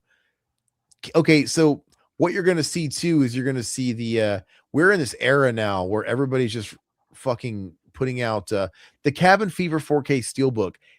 This is like a reprint, like they're just Shout Factory's reprinting a reprint, pretty much. yeah. So this already got a 4K or no? Yeah, this has to have a 4K. Look it up because I would have bought this. I love the first Cabin Fever. Well, let's look.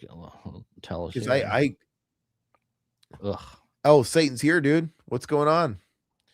Must be. Oh, maybe not. Maybe not. This could be the first. So if this is a new release, fucking score. Who is Lionsgate putting it? It's Lionsgate. Oh, it's Lionsgate. It's Lionsgate Limited. Okay, so that's probably why I haven't heard much about it. Fuck Lionsgate. Well, that means they're going to get a standard release. So that's cool. At least that's coming out.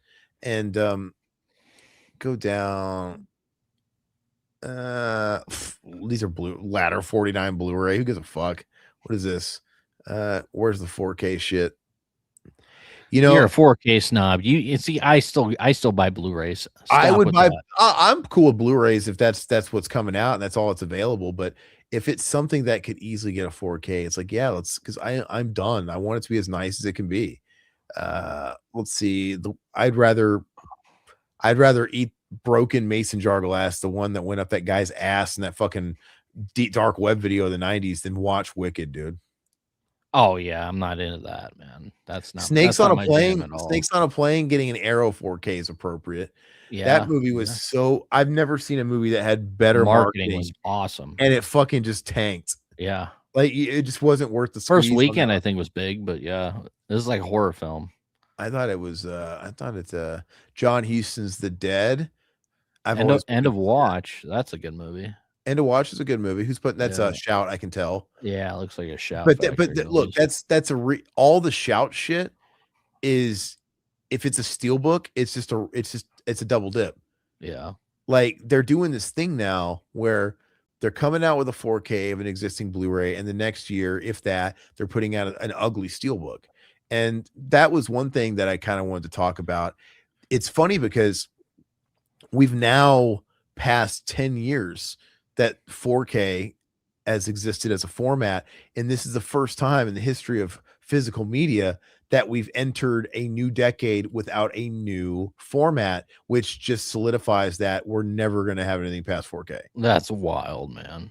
That's wild. You know, because it's like 10 years into DVD, we had Blu-ray, 10 years into Blu-ray, we had 4K, VHS, so on. And, but we're done. And I'm happy with that. I think all the improvements at this point is going to be in your TVs, upscaling, all that Dolby fucking support, all that stuff, HDR, advancements, all that stuff. And that's fine with me because I don't want to feel like I'm done upgrading. Yeah. It's like, you don't have to upgrade, but I want to feel that comfort knowing this is as good as it's going to get. Cause it's good, dude. How much better could it get? Yeah, it couldn't, man. I mean, it's perfect it's all I need, 8K, I couldn't even imagine like on a 65-inch television. It's not going to look any better. So, and that's everybody has seen this on the wall for years now that it wasn't, because you could look at the declining sales of physical media. So why would they fucking come out with a format greater? You can't even find a 4K player. You got like Panasonic holding down the fort with their old ass tech. Yeah, they're getting scarce, man. I have two of them just in case. So. What you got a second one?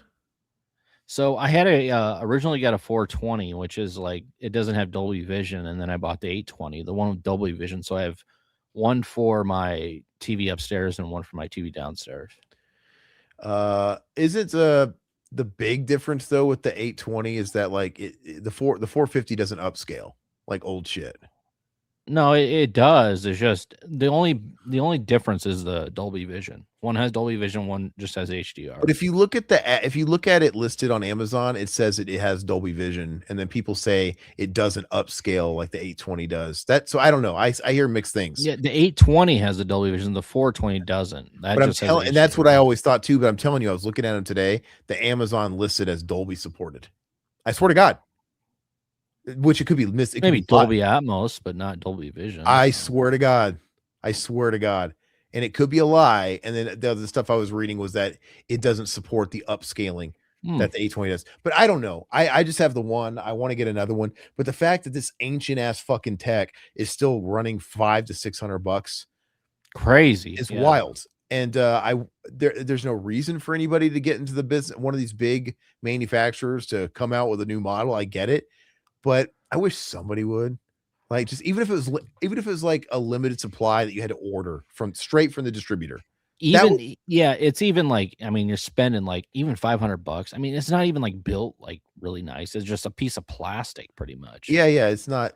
You want to build like a tank, like the old DVD players.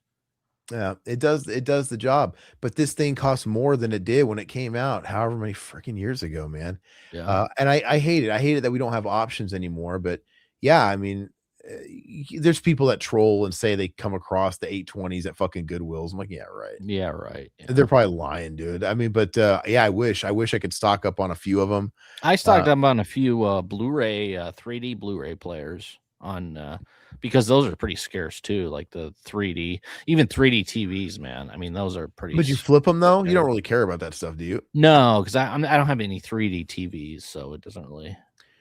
Unless the LG's 3D TV, but I mean, as far as I know, it's not. So. But you know, the big studios, they obviously know that this is the end of the line. That's why it's like the fact that we have some releases between last year and this year. There's some big titles that have just now gotten released in the last year, and 4K has been around a decade, and they know this. It's just they're stretching it out because they know that this is where the line fucking stops. I was talking to Todd about the days of DVD and Blu-ray. We have the first Alien in 4K that came out for like the 40th anniversary. A couple few years later, we got that Cameron, the remastered, which I still never got on 4K. I've got it, yeah. But we don't have Alien 3. We don't have Alien Resurrection. Whereas you go back to DVD and Blu-ray, they put all that shit out at the same fucking time in a box set and a la carte. Like they were just pumping releases out like crazy. And the fact that you know what I'm trying to say? It's like they're shingling this shit out so far ahead. It's just we were kind of going back and forth with this today, and I was trying to figure out is it going to hurt physical media that like Lionsgate Limited is coming out with all of these films, because it's like I'm not buying it. I can't really afford it. I'm not a Steelbook guy, but is the Steelbook community actually supporting this? I don't know. I'm in some of those groups and I never see anybody flaunting those releases. Yeah, I see people flaunting the second sight drops. I see people flaunting the fucking arrows that come out. I never see people showing, oh, I got the fucking well, the boutique does it right. I mean, they didn't know what the fans actually want. But so there's nothing in these. These are, not only do they add nothing to these, they're just pretty bare releases or have the same features you can get for the vanilla release. They're over double the price, and you have to buy them straight through Lionsgate's website. You have to pay taxes. Yeah, it's just like it just really adds up. So it's like you end up paying $50 fucking for a copy of Kill Bill, and all you're getting, by the way, is something that they were giving you for free before. It's just their steel books with the lenticular like see-through slips. They were already doing that before Best Buy. As soon as Best Buy, those were like Best Buy exclusives. Is what they were. They a lot of more, and they were cheap too. Yeah, they were like they weren't much. They were saying as soon as Best Buy went under, I don't know. To me, that's when Lionsgate, they literally repackaged. They were re-releasing their Best Buy exclusives with that little fucking Lionsgate Limited stamp on it, and it was the same ones. So yeah, that's if you ask me, that's gonna be the death of physical media there, because it's like if they're pumping these out and they're not actually licensing out these to the little boutiques, because the boutiques are actually keeping it afloat, if you ask me, because they're actually listening. I mean, some of the boutiques are listening to the people who actually want, certain packaging and stuff like that.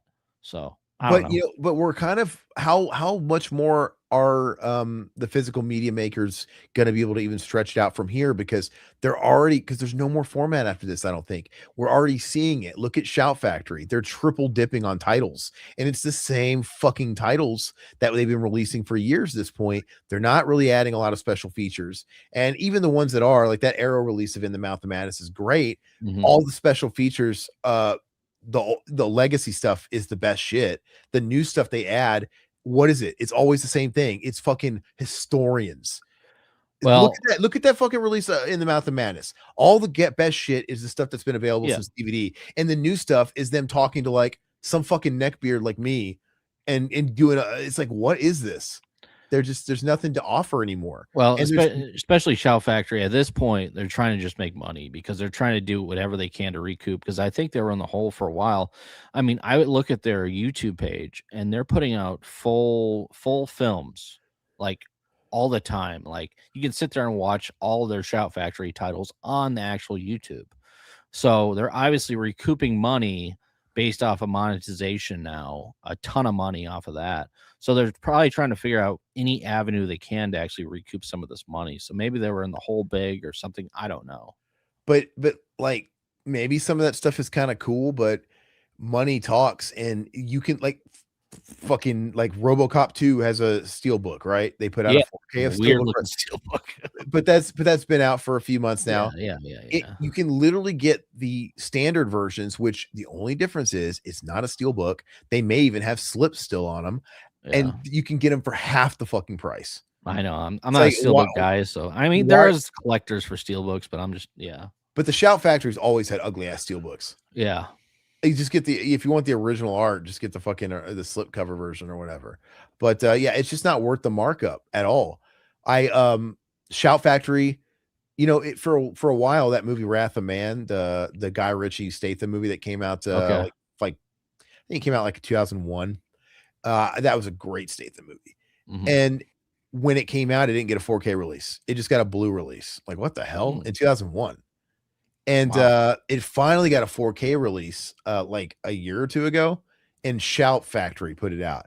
Okay, now they have the fucking steelbook coming out, or it's on pre-order.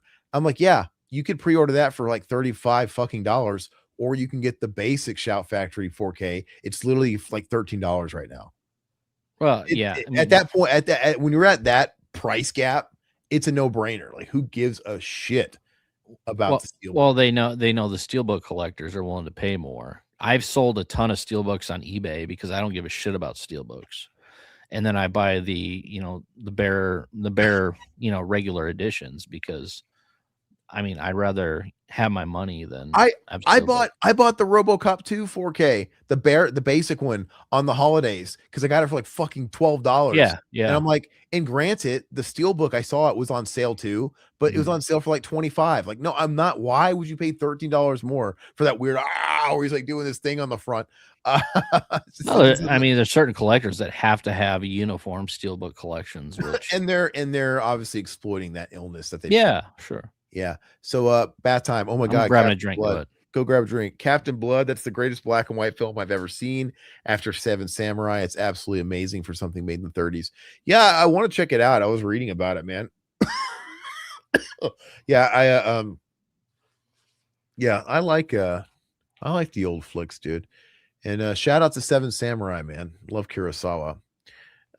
Satan, I might buy that Snakes on a Plane. It's fun. I remember going to see that opening weekend with my buddy back home, and it was entertaining, but maybe that's one I think that might be even more appreciated for me because, like I said, it's 20 years old. That's fucking wild. Isn't it wild too that when Snakes on a Plane came out, Kenan Thompson was in that movie, and he was somewhat new to SNL then, and he's still on SNL now? It's crazy. Go down. Let's go ahead and get through some of these. Has anybody seen The Keeper yet? Or Keeper? I do want to see that Osgood Perkins film. I talked to James at work a month or two ago. He said he thought it was good, but I didn't. I didn't see much about it. I don't know if it was in theaters or what, but let me know what you guys think about that one. Meteor, I feel you. He says he never bothered with 4K. Sometimes with older horror films, less clarity is better. This is what Alpha was saying on our last stream with him, that like Texas Chainsaw, you guys think it looks better on DVD, gritty, or VHS, or even, or whatever.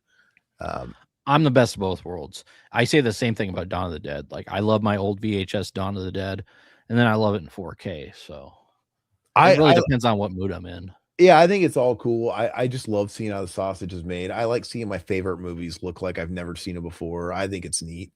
Real quick, going back to the poll, best of 2025, we have Other at 33%.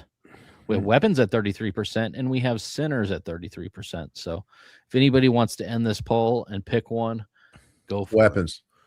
Let's see here. 8K tellies have started being made. Might be that camera tech is holding resolution back. Yeah, I don't know, because it's like I don't know how they're making. I mean, they have 6 and 8K cameras, and the only real benefit to having an 8K camera or a 6K camera is cropping in post, because the demand from the industry is still 4K. Like, if you want to get jobs out there, people just want 4K. Nobody's wanting 8K, and 4K cameras are still fucking sellers. That's what people, you don't have. Broadcast media barely has 4K. Like, they broadcast in still 1080i, 1080p. So they're not even caught up yet. So, and just think about sporting events. Like, a lot of these sporting events aren't even shot in 4K. Occasionally they do, but they upcharge you on a lot of these sporting events and these channels like ESPN, stuff like that, on certain events. So, I mean, we're way far away from anything 8K when it comes to like traditional broadcast media. But like you said, like, our trained eye isn't going to tell the difference on the monitors that we have. Not the stuff that we have. No, it's just, dude, do we really fucking need that on these phones?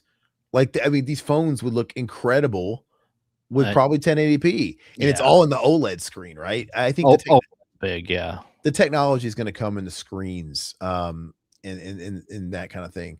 But yeah, there's just not. I don't think there's a demand for it. And yep, I prefer Texas Chainsaw. We don't need anything past 4K. The human eye can only pick up so much detail. Exactly. Especially we're not watching.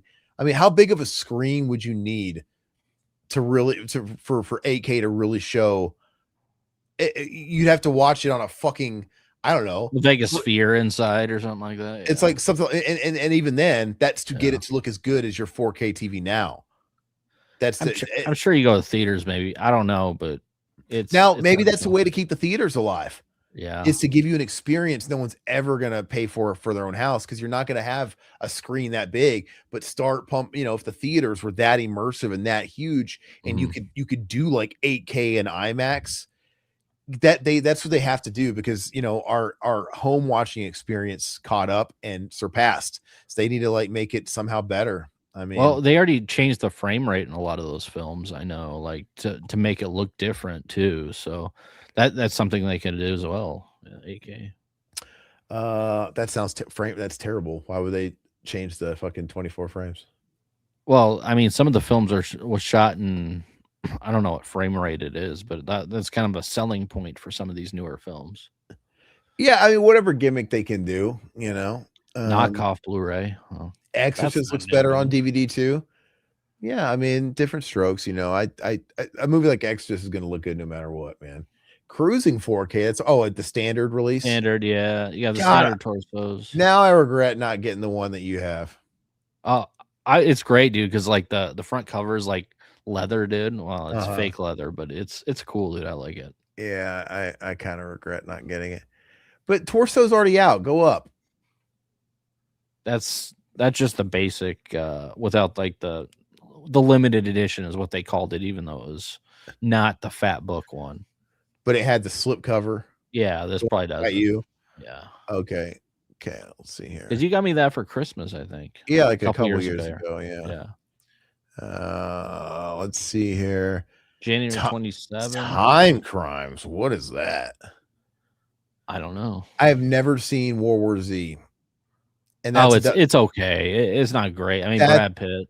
that's Yeah, a Shout Factory double dip, a Steelbook. Yeah, see, yeah, fuck, they're out of stuff, dude. Like, what are they gonna do when there's nothing else to put out new and there's no new formats? Like, how much can they just double dip in the same format? Are they gonna come out with more Steelbooks? Eventually, it's gonna get old. They're gonna run out of shit to do. yeah. Uh, Unless they start picking up some more licensing. Troll 2. If this was on sale, like on a Vinegar Syndrome, I'd probably get it. But like, I went on their Vinegar Syndrome, like they had like the subscriber week or whatever. They didn't really have anything I'm into. Like they have Tank Girl on 4K. It's like, nah, I'm not into that. Garbage Pail So Kids is a big Vinegar Syndrome release. yeah, it's not really my thing. So That's nostalgia fuel for most people because like it's just not good. yeah, And I mean, some people like that stuff, but it's like I'm pretty much narrowing down my collection to like stuff I really, really, really like. so you're not going to get House Party then, Criterion. I do like House Party, and I like House Party 2. I probably won't get it unless it's on sale. Let's see here. Racing Genius, you're better off with a PS4 Pro or a PS5 Pro when it comes to a 4K player. Sure. Are you though? They're not Dolby supported. That's where it's at. Oh, they're not Dolby, but I mean, No, HDR looks just as good. You don't have to be Dolby supported. I can fucking see a difference. I watched 4K on the PlayStation 5 and the fucking and the 820. See, I don't, so I don't. I'm saying I tried it and I'm like, yeah, I see a difference. But most people aren't going to give a shit if you're not A-Bing it or whatever. But why Sony didn't put Dolby support on their Cost more money. God dang it, they were charging a fortune for the fucking thing. That the reason is because the people saying, why didn't you just put it on there? Because you would have had my money tenfold. Because not that many people care about it. Not that many people care about. Hence why they came out with the film. PS Slim pretty quick. Nobody cares about physical media but us in this chat, guys. You're the true OGs here. Would 8K help when it comes to 3D? Says Geezer Doctor Forever. I don't know, and I've never been big into 3D just because I wear glasses already. So it's like one of the things where like wearing glasses on top of glasses, I just never really got into the 3D. But you didn't watch your Freddy's Dead with the 3D glasses? No, I didn't either. And that's why I didn't like Friday 13 Part 3 because the whole 3D I thought like shit. That's old school 3D though.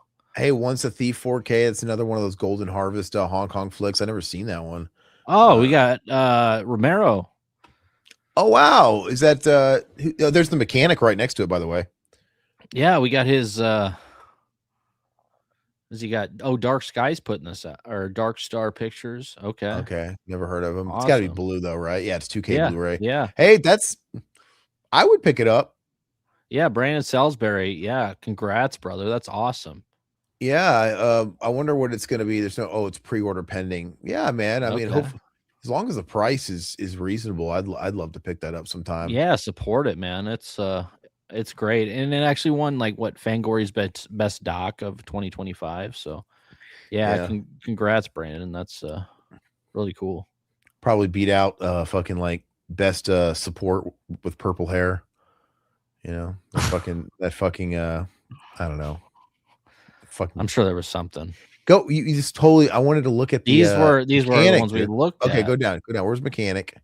Mechanic is right here. Right there. Yeah. Hell yeah, that'll look sexy with the rest of the Bronson Kino releases, dude. Which I still need to pick up. Death Wish 3. That was just on sale too. I should have gotten it, but I didn't even. I do like the Kinos with the slips, dude. It drives me crazy when I don't have a Kino without the slip. Like God, because it does look very uniform. It looks very nice. Let's see here. Student Bodies. I never seen Student Bodies. I don't remember that. It's like Gator Bait. I'm gonna buy the fucking Gator Bait collection. You want a little bit Gator Bait? That was like one of the first things that I reviewed back on this channel back in like 2012, 2011. Was Gator Bait, and you can see a young Riverman. He's got a Miss 45 poster behind him. Is that the one? Okay, yeah. So, yeah, I was reviewing a bootleg. You're wearing like your fucking Bayou fucking cowboy hat. You're drinking a 40, and you even say that in the video. Got my 40. You say it in the video. I've watched it. Yeah. Okay. Yeah. So that was back in the day, way back, and Yeah, I remember buying a bootleg of it at a convention. I think it was Horror Hound. I bought a bootleg because I was huge into like shitty exploitation, which I still am. But I mean, I was a lot bigger back then, and I enjoyed it for what it was. But I mean, the quality of the bootleg looked like shit. They're remaking this movie, but I've always wanted to see Kiss the Spider Woman. They're remaking that this year. Oh, But okay. I've always wanted to see Kiss the Spider Woman just because, you know, Raul Julia got his Oscar nomination, and I'm sure he got the role of Gomez off of his heat from Hmm. getting an Oscar nom in this film. But I love Raul Julia, and Oh yeah. it's drama. I don't really know much about it, but I definitely want to see it. R.I.P. Raul Julia. If I can get Yeah. that on a sale, that's just like one of those movies I just want to blind buy. Mhm. You know, but yeah, it's getting remade. So who gives a shit? Tank Girl, there's Todd's favorite movie coming from Vinegar Syndrome. I don't know. You can see Ice-T playing Dog Boy. It's, Rented that back on VHS. It has its fans. I totally get it, it but sucks, it's just dude. not. It's not for me, It's man. not good at all. Should be for Um. anybody. Well, I mean, you never know, man. I like my shitty movies, so other people can too. Let's see here. Is Dolby Vision for the Profile 7 full enhancement layer, and that's the main difference? Todd? I don't know. You're the snob. You're the snob. You fucking own 2 of those motherfuckers, dude. No, Let's I said rewind the one tape. Dolby, one has just Oh, regular, dude. oh, but I don't know. So yeah, I use a PS5 for a 4K player. I yeah, mean, I would if that's what I had, you know. yeah. Oh yeah, they screwed up the extras by tinting it all blue on some releases. Plus, I have to have the original theatrical and not that weird version with CGI crap added in. Um, yeah. Yes, I hate the blue color in the extras. It's interesting when they do those like color grading choices on They did these that in reruns. Night 90. Remember that Twilight Times? It was like a blue tint Night 90. Uh-huh. And that thing sold out so damn quick. And then that was the only thing we got, Night 90 on blue. And it finally got And a recent example is like I don't get as offended with some of like the upscale the AI upscaling shit, but the thing that's really offensive is they did that with that Terminator 2 release. It doesn't have the blue tint because Terminator 2 had blue lighting all over the place, and this one's more flesh toned. Terminator 1 looks amazing. Yeah, Terminator 1 looks amazing, but he completely changed the color grading on Yeah. that 4K release of T2. And Yeah. that's kind of a shame. I'm not like so offended with all that technology stuff that he's doing with those fucking Cameron films, but I feel like if you're gonna put it out, just give us both versions. Sure. Nobody could bitch. Give me the version that has the not deep faked stunt doubles. Give me the version that has the original color grading. How hard is that? Yeah. It's just he's so up his own ass. Like, no, he's like, what's his face? He's like George Lucas. He's so up his ass, like, no, this is how my vision was intended. This is the one. I want to wash away. I want you to get the fucking new effects. You know, I want you to see who shot first and all this fucking shit. And I just want to totally eliminate the version you grew up with. Well, we probably won't get a good version of, Aliens until he passes. Probably somebody will put it out. And I don't think Aliens is offensive at all. Like I haven't bought it. I heard it was shit, so I never bought it. it's got more of the T2 stuff in it, but like I'm not up my ass about it. It looks Okay. cool. It's a new way of watching it. It looks, but yeah, it's the same thing where he made the coloring of it too pretty. It's a little bit glossier. It's interesting. I've seen the movie a million fucking times. I've seen Terminator 2 a million fucking times. I'm not against watching it a new way for funsies, but give us both. Well, Terminator 1 was peak. I mean, that was amazing. Terminator 1 is peak. I never bought True Lies because I heard True Lies was shit too. Yeah, True Lies did the same shit. I don't remember if that was as egregious. It's the same thing, but the same thing there. Like he fucks with the color grading on that too, and it's just like I said, dude. The thing is the only thing that's offensive is that it makes me have to keep my Blu-rays. Yeah. It's like I still have my T2 Blu-ray because that's just awesome. Now I feel like it's essential to have that T2 Blu-ray, the Skynet edition or whatever, to have like all the cuts of the film and have it looking the way I like it to look. Now I have to have. I just even if you don't want to like remaster the original, You should have included the Blu-ray in the new set. Like, Yeah. it's weird. But what do we got here? Rolling Stones. I would love to see Dead Alive in 4K. Oh yeah, that was supposed to be coming out, Satan. I think this. I mean, he's been talking. Peter Jackson been talking about that for the past year or two, and it better come out this year. The Blu-ray industry may get a shot in the arm if it's true. There's a Lord of the Rings collection coming out this year with 12 hours of unreleased scenes. Yeah. I don't think it will. People still watch it online. It'll get Who owns Lord of the Rings? Well, it was Time Warner. Okay, so who owns Time Warner now? Well, it's going to be Netflix because they bought HBO Time Warner. They bought. Okay, well, it's not Time Warner now. It's Warner Discovery, but yeah, it's Warner Brothers because New Line Cinema put out those films. They got bought up by Warner Brothers, Time Warner. But yeah, basically Netflix is buying Warner, so it's going to be a Netflix thing. Netflix or Paramount. So I think Netflix is it's one. not going to be Paramount. It's going to be Netflix. They turned down. They turned down Paramount again. Netflix ain't putting anything out. But who knows? I mean, people will still. I don't think people are going to go out of their way and buy a 4K player or a Blu-ray player if they don't, because I think people just don't own them anymore, unless they have a console, I guess. But most people watch stuff digitally, and they're going to make it available on digital, or people will pirate it. But 12-hour, the days of Titanic dropping on VHS and all the girls in school calling in sick to go buy it and watch it. You guys remember that? Mm-hmm. I remember going to school the day Titanic got released on VHS, that double VHS pack. Yep. And I remember our teacher, Mr. Glogowski, shout out. He was a pervert. Anyway, he was, but he was funnier than shit. I remember like being in class and it was fucking like it was like the rapture happened. And he was like, the day that Titanic comes out and every girl in class is absent. Could it be a coincidence? Like, it was obvious, dude. It was like fucking naked hallways, dude. It's like crazy. Did you know what Mr. Glogowski said when we had our school picture day? No, I remember Mr. Item talked about fucking warm apple pie, finger banging a chick. Yes. Okay. Mr. Glogowski, we're having our picture day. We're all standing in line waiting to get our picture taken. And then he just busts out in song, dude. He pretends like he is John Travolta in Saturday Night Fever. And instead of staying alive, he does stay to the right, stay to the right. Stay to the right, stay to the right. I don't know why I remember that, dude. It was king of the dad jokes. Yeah, and he was terrible, dude. He wore really tight like acid jeans. Wranglers, dude. Yeah. Really tight Wranglers with a belt, dude, with tennis shoes and a tucked in like shirt. Oh. And yeah, he was just nothing but king of the nerd, dude. Yeah, he did. He kind of looked like he'd be in Revenge of the Nerds, dude. But he was just all dad jokes. But he was a little weird and touchy with some of the girls. I got to be honest. Some of them. Not me, unfortunately. If Lord of the Rings is 25 years old, this year Harry Potter must be 25 too.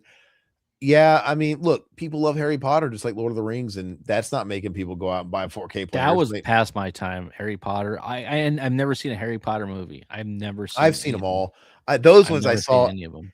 As they were coming out in theaters. I went and saw like every one in theaters. They weren't movies I went back to, but I enjoyed them. Like every time they were kind of an event. Friends and would go see them, and new Harry Potter movie, go see it, and yeah, so they're fine. The game looks cool though, the Hogwarts game. And no, I have no desire to buy the Harry Potter movies. I don't really own those movies. Let's see. Give it to Weapons because Sinners has the worst homage to The Thing I've ever seen with that awful bit with the garlic test.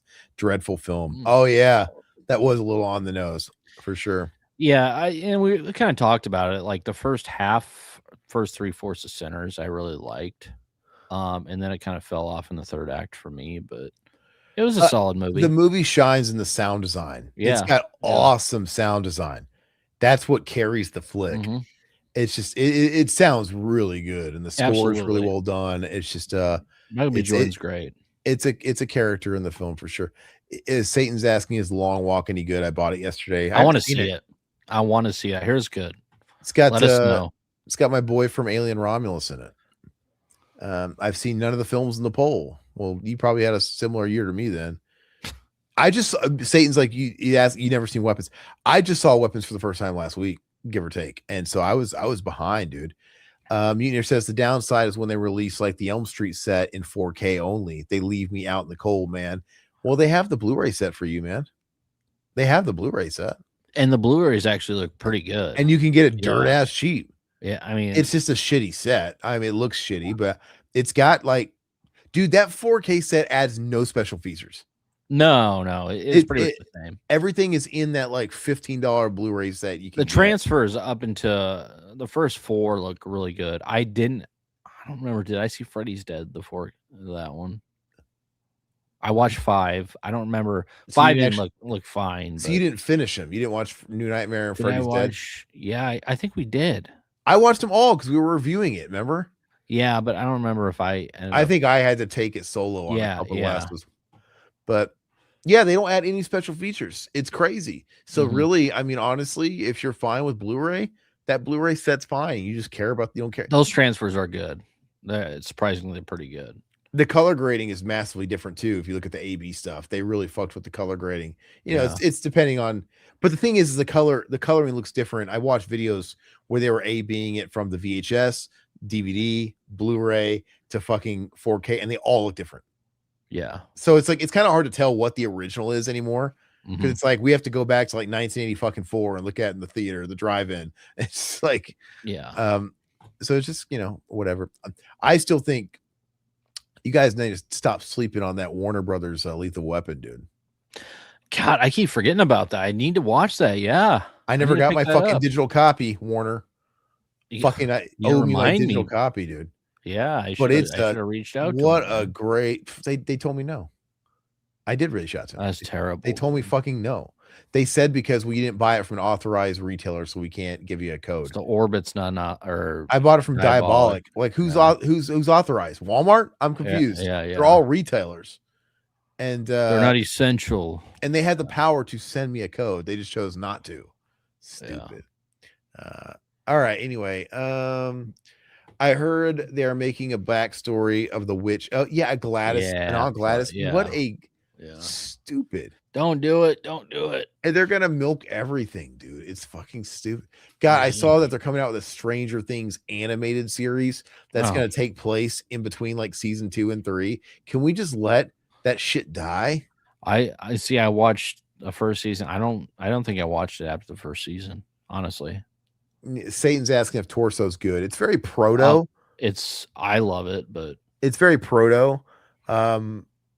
I really like the scene where he's killing the chick in the fucking woods at like twilight. It's really something. If you're into Euro horror and stuff, yeah, you'll like it. Robert, there's so many movies that I've never seen anything close to even Blu-ray or 4K. They just have to be willing to get them and release them.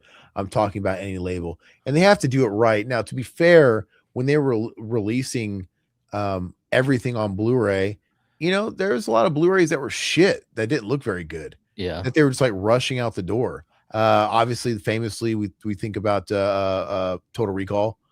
Oh yeah, it was so bad. That shit looked like a fucking. They re-released it like a year later with the mind-bending edition. They should have called it the We Fucked Up edition. And I bought them both. Here's a free rebate, dude. So the first one notoriously looked like it was a fucking DVD. Yeah. Like, what the fuck? They weren't doing anything. Yeah. So I mean, they have to put the work into these transfers, and I think it's really sad how we just don't have special features anymore, man. Like I'm glad we're getting all the legacy stuff, but all of it's just sort of standard definition ported over from like DVDs or maybe Blu-rays. And now it's like there's just nothing left to tap, and they're getting like interviews with historians. They're just getting guys like me to talk about the movie. All right. Well, I'd rather have them do like. Yeah, no, I'm with you. I'd rather have them have play screens like Sid Haig talking like Palace of the Thousand Corpses. I mean, that DVD is awesome when it comes to that. That Blu-ray looks amazing, by the way. That was like one of the first Blu-rays ever. Yeah, it looks really good. Still really looks good. But yeah, just stuff like that. It's like add little Easter eggs, add something to it. I don't care about Neckbeard Riverman talking about whatever. The movie. So yeah, give us something that we can. You know what would be an interesting shakeup if you can't get the filmmakers. First of all, I hate it when they add commentaries that are like from like the fucking Best Boy and some gaffer. Like, I don't give a Yeah. fuck Yeah. about this. But the best way, if you can't get the filmmakers to come and do another commentary, which why would they? And you want to add something new, how about you get some people that weren't related to the film, but they're not nobodies. Like you know what I mean? Just like pay somebody that's like that has some notoriety in the scene Well, not to even do a that. Have them be fun. Have it be funny, dude, or something like that. You'll actually go back to it. This commentary was actually fun. Let's listen to, not saying us, but just some random podcast. These guys are fucking hysterical during this commentary. It gives you some extra motivation to actually go back to the film. And I know Horror's Hallowed Ground started Mhm. as special features before it was a YouTube channel, but they're still including those as special features, and now they're all on YouTube. Like Yeah, when you watch them in the Mouth of Madness Arrow, it was on yeah. it was already existed on the Shout version or whatever, but the Blu-ray. But yeah, they threw the Horror's Hallowed Grounds, Sean Clark, but you can watch that on YouTube. So it's you know what I mean? It's not a whole lot added there. But it's something. I mean, I'd rather have it actually on the media because I Yeah, actually because you never watched it know. on there. And it might Um, you never know. YouTube's not permanent. Stuff nope. can happen with who knows how long it's gonna take Disc Rock to set it on these 4Ks, dude. Gosh. Yeah. Pee-wee's Big Adventure on Criterion, definitely getting it. I did get that. I haven't watched it yet, but I Mm. did have that on pre-order. I had to get that bad boy. I'm stoked to watch it, man. I'm excited to watch it. I love the cover art for that. I'm really excited to check that out. Man, I still haven't watched that Pee-wee documentary. There's just so many documentaries, dude, Oh, too. speaking Like, of documentaries, this is one I do want to check out. So are they re-releasing Best Worst Movie? Because that's a great doc. Here, and it looks like what American Scream as well. So what is this? 5 movies, 5 documentaries. Best Worst Movie: American Scream, Night of the Living Dead, Nosferatu, Family Opera. What? What is this? So they're releasing the doc with these films on here. oh, the actual films are there? They Well, must be because they're public domain. Maybe yeah, Phantom of the Opera, Nosferatu, Night of the Living Dead. These are I public would have domain. bought it for Best Worst Movie because I love that doc, man. That doc's great. So, Yeah. Troll 2, yeah. I never So watched it, but it wasn't it directed by the kid in it? yeah, Yeah. it's a lot of fun, man. It's huge on Netflix when Netflix just started doing Yeah, I remember. streaming and stuff like that. So Let's see. Doriana Gray, some kind of gender swap of the portrait of Dorian Gray. I didn't see the flick that we passed it, but probably, dude, it has to be. Dorian, R.I.P. Dorian, dude. Oh yeah, Dorian died. One last kiss.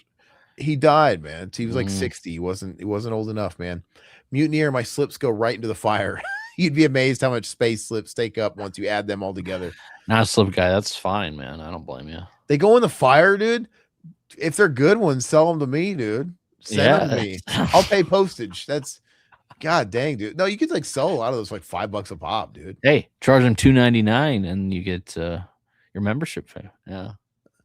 Amityville House Party, the one that got away. Yeah. Yeah, Satan Tank Girl fucking sucks, dude. Lori Petty, she's on my shit list ever since that Freddy's Nightmare episode. Everybody that's Hey, I anybody like that's that episode. anybody that's part of any Freddy's Nightmares episode, I'm fucking done with. Dude, I like that Over for That's you, probably man. the best episode so far.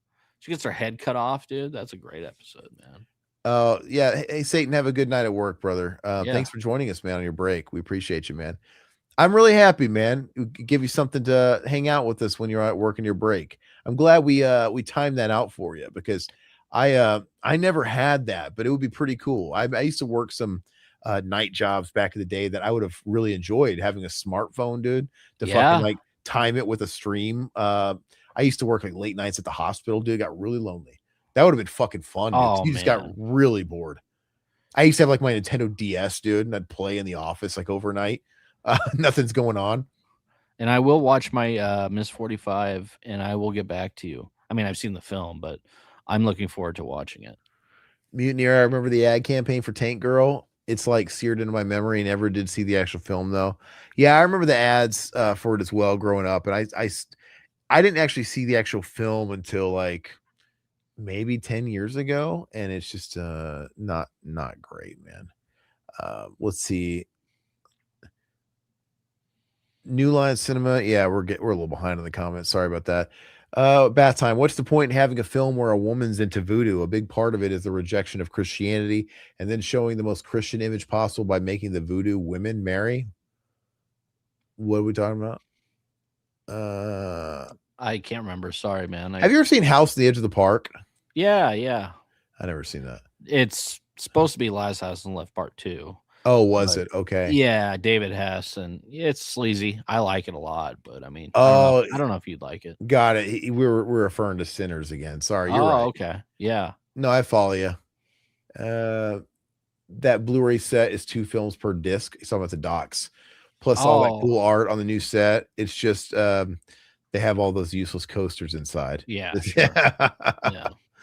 It's funny. Stranger Things was always overrated nostalgia bait for me. The best character was Barb. How annoyed was that actress when the series became an endless cash cow? Yeah, I watched literally the first episode and I was like, eh.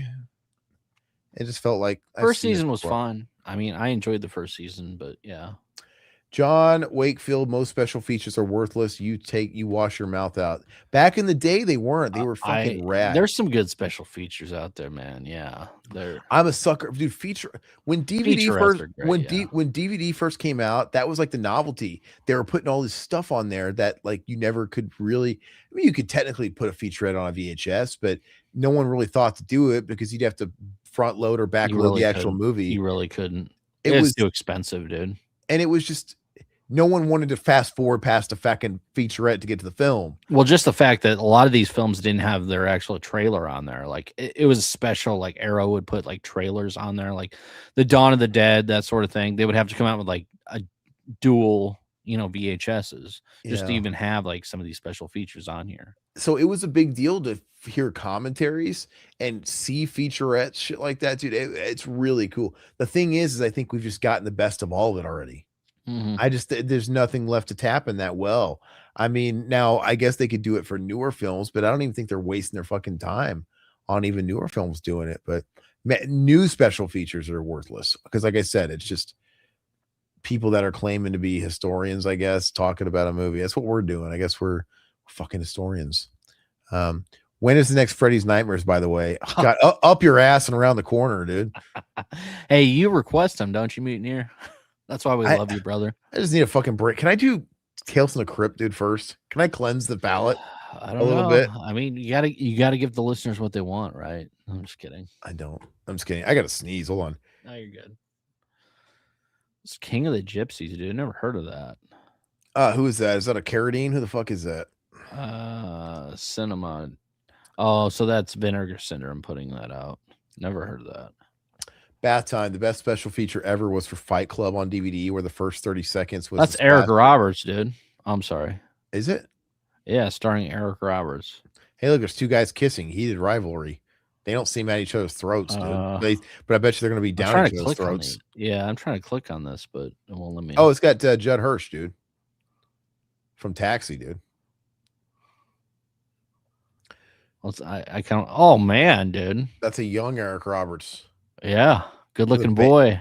It's a good-looking boy. You mind if I keep this photo? Jack it to it later. So weird. Anyway, before I got interrupted, the Fight Club DVD where the first 30 seconds was the splash screen for Drew Barrymore's Never Been Kissed. That yeah, I think I remember that. Yeah.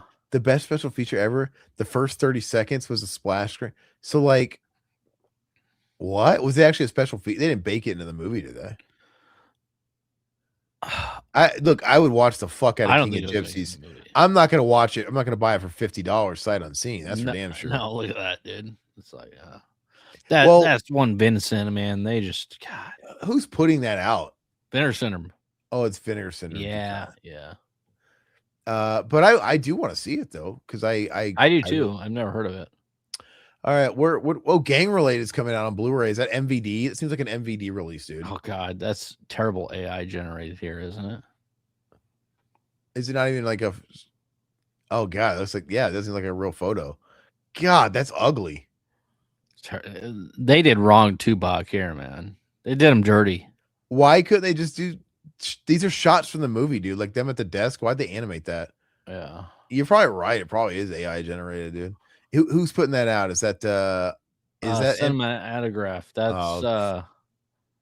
That's Vinegar Syndrome. is it? It's one of their lines, I think. Yeah. Okay. I go back. You ever seen Gang Related, dude? Yeah. I got Juice. That's like a 4K. That's a studio. That's a studio 4K. They're always giving away for like $8 around the holidays. I finally bought it. I like Juice back in the day, dude. That's got your boy Omar Epps, dude. Don't you like him? And don't you like Tay Diggs and all those guys? Oh, Omar Epps. I like Omar. Oh, Minority Report. Yes, 4K. There you go. I've never seen that. It's a great movie, man. You like it. We're finally getting a standalone of the Friday 13th Part 2 4K, which I already have that. Yeah, you've got the one that was in that box. And same thing. When is Breakdown coming out? Because Breakdown got announced, I thought. That's been out, I think. Did it get standalone? I think it has a standalone. Yeah. I didn't know it came out. You sure? Yeah. I was waiting for it. Breakdown. I thought it had like a different territory and it wasn't here yet. Oh shit. It is out. Yeah, I think I saw that not too long ago. Let's see. God, that's a studio release, so I think hopefully it'll go lower. Yeah, I love Breakdown.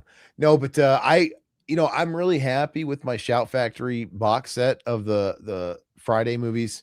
That's good enough for me, but I was really jealous of your I could tell like the copy that you watched of your Friday, the one that you ripped.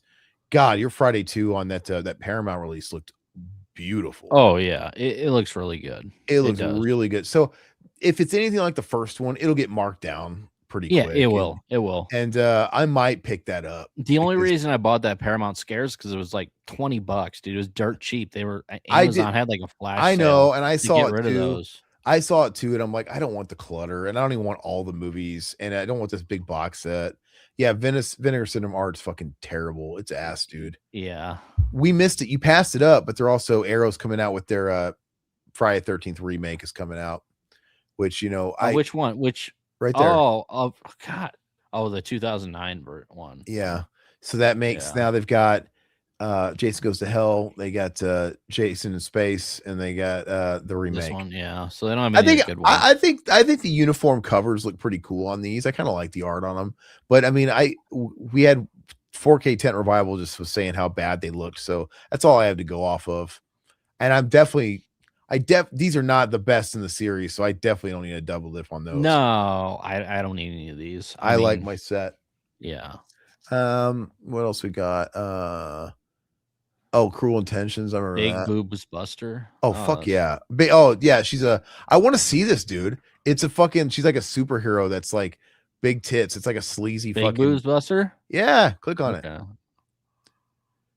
Japanese movie about somebody. Pictures. Is there a synopsis, dude? A young woman is rejected due to her flat chest and seeks revenge on all the well-endowed girls around her. It sounds like a fucking great time, dude. I need to see this. Mutineer, have you seen this one? Slaying all the big tit chicks, dude. I love it. Oh, dude, those Japanese movies are only 45 minutes long, dude. Oh, commentary, anyone? Yeah. Finally, my criteria has been met. Yes. Let's see. Yes, Tupac was great in Juice, and love Tupac. He was in Juice before he took off as a rapper. Above the Rim, I loved him in that too. I've never seen that. I still got my Friday 13th 2 VHS. It's older than I am. It's my second favorite Friday. Yeah. Yeah, fucking Big Boob sounds awesome, dude. I do want to see it, man. All the Presidents knockoff 4K. Okay, so MVD, they're kind of like the whorehouse for Van Damme movies. They were on the Blu-ray market, and we're gonna get a slew of Van Damme movies. There's a couple that aren't on this week, but there's gonna be more coming. But yeah, looks like in February you're gonna get Double Impact and Knockoff. Like I said, I'm not the biggest fan of Double Impact, and Knockoff is also not good, but it co-stars Rob Schneider and Paul Sorvino, and Van Damme plays a fashion designer accused of making knockoff jeans. He's a premise, dude. He's a fashion designer that really is. He's like a con man. He's making knockoffs jeans. And get it? I'm gonna knock him off, kill him, knockoffs. Oh, pun intended. Yeah. yeah, so and they're also going to put out Lionheart, which is also a fucking great movie. Yeah, And they're going to put out, what was the other one? There was one more. they're not putting a Desert Heat, are they? No, Lionheart's great. I kind of wish. I mean, nothing wrong with MVD. They're kind of like a lesser I Kino. wish like a Vinegar Syndrome would put out Lionheart or But yeah. I just don't know. I don't know. I've never seen an MVD 4K transfer. I feel like they're new to 4Ks because they were only putting like those budget Blu-rays. And so I don't know. Yeah, Big Movie sounds great. So I don't know if I want to Yes, pre-order. I want to see Big Boobs Buster, dude. Make me bust. But that I want to I don't want to pay those prices. I will just wait, dude, because maybe they'll be part of the MVD sales. But I wish, but Lionheart, I wish Lionheart and some of those like Marquis Van Damme titles would get like more respect. Like someone big put them out. That'd be fucking great. But I'm shocked that a boutique needs to get their hands on Bloodsport. What are they fucking waiting on? It might be the diamond in the rough there, man. That will be the one I want to buy. Like I will get like the nicest version. Absolutely. Love Bloodsport. Second Sight put out Bloodsport, man. I could see Arrow doing it. I feel like Bloodsport is Criterion worthy. It is. It's genre defining. Mm-hmm. And it's it's like, look, you could say Stallone made a bunch of fucking Stop or My Mom Will Shoots and Judge Dredd. It'll never take away that Rambo is Criterion quality. It's just like masterful. Rocky, not Rambo. Or Rambo is too. Rambo is too. Especially the first one. You got Ray coming out in 4K. Nah. Still never seen Ray. The Visitor is entertaining. I like The Visitor. I don't know if I'll buy it, but I liked it. Joe Dante, Small Soldiers getting a 4K release. Cool. Let's see here. Five Nights at Freddy's 2. I heard that was shit. There's the remake of Silent Night Deadly Night 2. I enjoyed it, but I'll never buy it. But there's the Wrath of Man 4K I was telling you about, where you can pay $35 for that, or you can just get the standard release that has the same cover for 15, 14, $13 right now. Okay, Deathstalker. We're talking about this. People in the chat, what do you think of Deathstalker? This is the remake, and I pitched to Todd that we should do a commentary for Deathstalker. And usually I'm not a big fan of remakes, but this one I give a pass to because I've heard people like it. It's got a lot of TNA, and I think Daniel Bernhardt's awesome. I'm glad Daniel Bernhardt's starring in something. Like he's you guys might know him. He was in the Bloodsport sequels. Sasha Mitchell was in the Kickboxer sequels. Daniel Bernhardt. So he's been around a long time. Yeah. And he was always like a B-C movie guy. And he was in the Mortal Kombat Conquest television TV show, like the WGN show. And is Deathstalker streaming on like HBO or anything like that, or is it still pay? Yeah, God, it might be like a fucking Tubi movie. I don't know, but I do want to see it. Okay. And yeah, I want to see it too. It looked interesting. Yeah. Is that just a standard Silent Night Deadly Night release? Look, guys, case in point, running out of ideas. They're releasing yet another Scream 96 Steelbook. Yeah. Another one. Like when this came to 4K, they put out a Steelbook, and now we get another one. Like Trick or Treat. Maybe that that's just must be a standard release. Yeah, probably. Excalibur 4K. I've never seen that. It's got Westworld 4K. Yeah, I enjoy Westworld. The actual movie. It's solid. I don't know. You guys remember Mimic with fucking is that Mira Sorvino, dude? I don't. I didn't. I don't know if I watched it, but I do believe that's a Del Toro flick before he really blew up. Ilsa movies, more of those. Prison on Fire 1 and 2. That sounds badass. Never seen it though. The Japanese Godfather trilogy. God, there's just so much to feast on with like Japanese cinema, dude. Oh yeah, that's another rabbit hole there. Oh, there's so much good shit, dude. Oh, Christine Lindbergh. Okay, she's coming out with her own shit. Is this a box set? I love Christine Lindbergh. Who's putting this out? Club Super 8.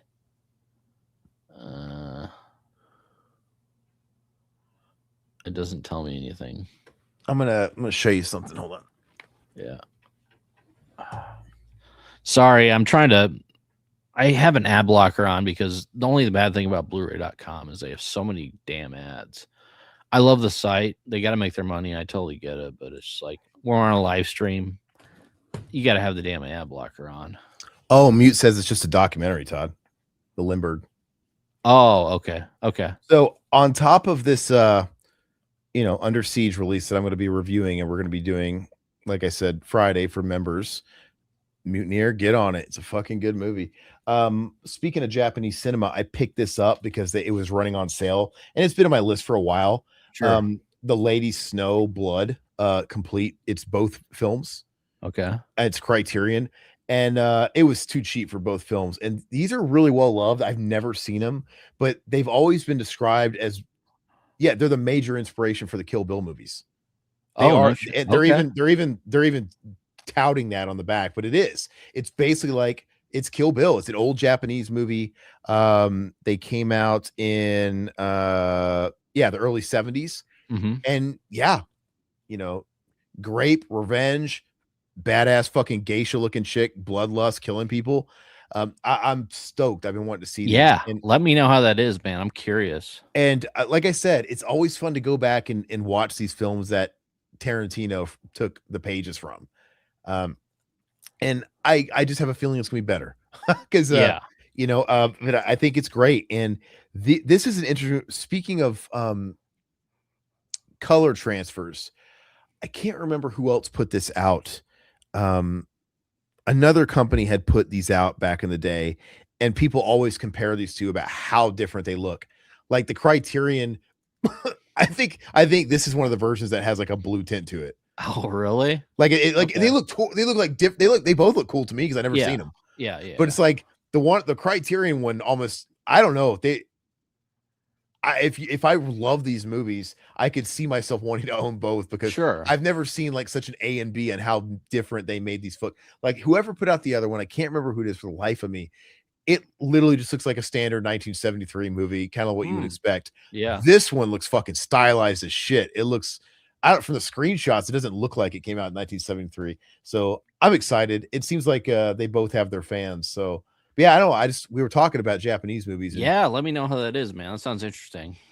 Yeah, you just as long as you can deal with subtitles, dude, which I fucking don't mind. I don't mind anymore. I mean, and another plus is these movies are not too long. The first one is 97 minutes. The second one's 89 minutes.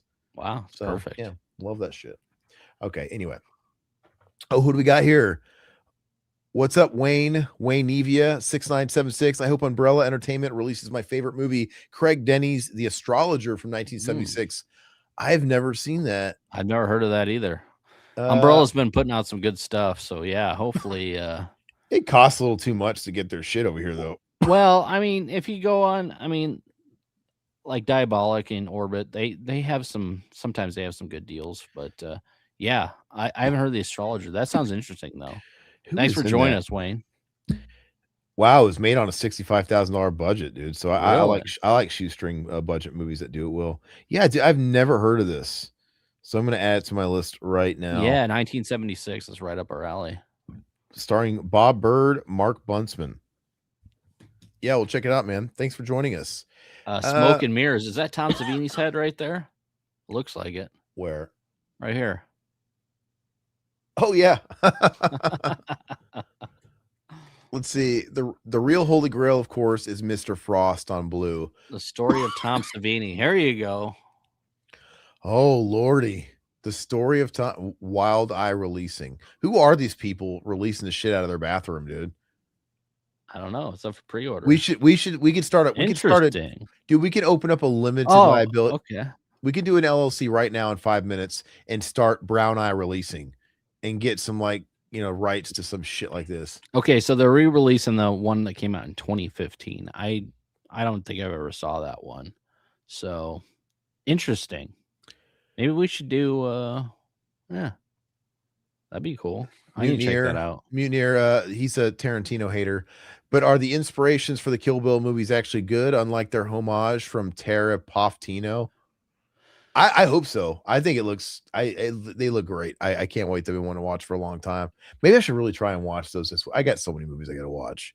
I know you do, man. You got more than I do. I want Todd to really get in on this Asian cinema so we could start diving into Asian cinema. Like sometimes it feels like we're out of shit to watch. All we have to do is start diving into foreign territory, and we have just opened up Pandora's box. Well, and I'm that's the serious. thing. That's the reason I'm kind of worried about that. Is like there's just so much out there. I mean, if it was Asian horror, like Asian horror stuff, Oh, yeah, I I saw wouldn't mind doing that. the Devil was a big one. That would be a fun That was a commentary. good movie. The Yeah, revenge film. That's yeah. fucking fun as hell, dude. hmm Yeah, there's just so much, man. Let's see, off topic, but has anyone seen Virgin Spring? It was the inspiration for Last House on the Left. I never saw it, but yes, I know it was the because Ingmar Bergman. Last House is one of my favorite films of all time. So yeah, I need to watch Virgin Spring. Mutineer, I'm sorry. Someone just forced me to watch the Kill Bill again with them. I was amazed at how lifeless the action scenes were. Did you watch the whole bloody affair, or did you watch just like the a la carte films? Yeah, because that was in theaters last month, I think. Yeah, The Bloody Affair? that just doesn't sound. I think he said he had to like edit some shit out to make it more of a cohesive. I just shudder to think how long that movie is still. You know, can't do it. Daryl Hannah was the only interesting part. Interesting casting, very on par with QT at the time. You know, casting has-beens and whatever. Tarantino should have brought back Chevy Chase's career. That's what I think. Can you imagine Chevy Chase and Kill Bill as one of the fucking like Valentino brother? Not Valentino. Vincent Vega, dude. Oh, yeah. As Vincent Vega, slick back hair, dude.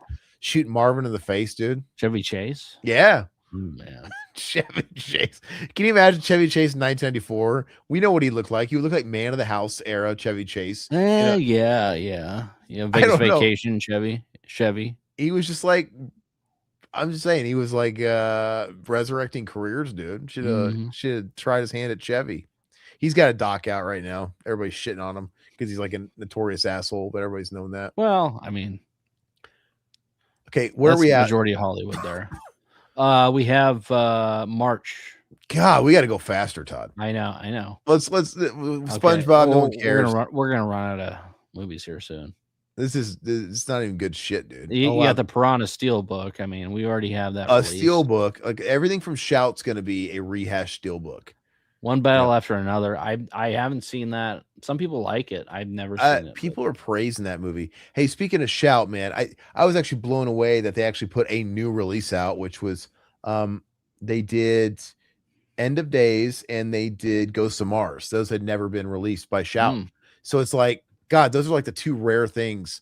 But how many more of these do they have? They're putting out Devil's Advocate. I don't know if that's going to show up here. It should. Yeah, I put Devil's Advocate on my list. I like Devil's Advocate. It's a good movie. It's a Kino release, though. No, I think that was a Shout release. Oh, is it a Shout? I think you're right. Think so. Yeah. Oh, but I see a Kino release right there. Beethoven, baby. Beethoven. Basically, the only reason I heard it's a new transfer. Maybe it is worth owning. I mean, you can get the Universal like release that's for like $7, but this one has a slipcover. That's really great. Charles Grodin. There you go. Fuck, I love Beethoven. I might have to buy it. I might have to double. Oh, it'll be. Oh, there's Devil's Advocate right there. There you go. Shout Factory. Blue Sunshine. I do own that. I got that from. They had the 4K out, and it's a good movie, man. It's kind of like a made for TV. Reminds you a lot of like 70s, like almost like 70s or Romero style type of movies, which I like. What's going on with Genie's face exploded? What is this homage? I don't know. That's definitely sacrilege. Dude. Oh, that's Genie from Dawn of the Dead, I believe. Yeah. Oh, Genie Jeffers, assisting makeup. Yeah. I didn't know she's coming out with her own. Is it a doc? I don't know. In 1981, she vanished from the business, but it's a doc on her because she's not making this. Okay. Interesting documentary subject. Okay. That's a stream though. I guess they only want $14.89 for it. There you go. Oh. What do we got here? There's Good Boy. K2. Never saw K2. I saw it back in the day. I don't remember it. Who's in that? Michael Biehn. Oh, wow. Yeah. Okay.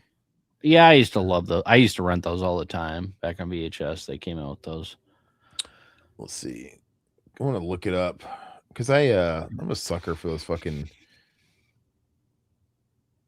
swept under the rug movies, dude. K2. There's a ton. I mean, they had that. They had like remember renting that. Blown Away with Blown Away, Tommy Lee Jones. Tommy Lee Jones. I used to love that. I have the Kino of that. Oh, you got it. They released the Kino 4K of that last year. I bought it on a sale. I bought them pretty cheap, but I should have got that. I never saw it. I'm like, hell yeah! I bet this is gonna be good. I used to like it because I love Tommy Lee Jones. I mean, and seeing him in Under Siege, it's a treat. Yesterday, yeah. Uncommon Valor, I've never seen that. Killers of the Flower Moon is getting a physical release finally. Criterion's putting that out. I know that was just was that Amazon or Apple? It was an Apple exclusive or something like that. I never saw it. I never saw it either. I don't know. Scorsese's not exactly exciting me with the last handful of stuff. No, releases he's put out. Yeah. Ever since I wasted like 4 hours of my time with The Irishman, dude. I'm like, Salem's Lot's a big one. Yeah. That's getting an LE version from Arrow.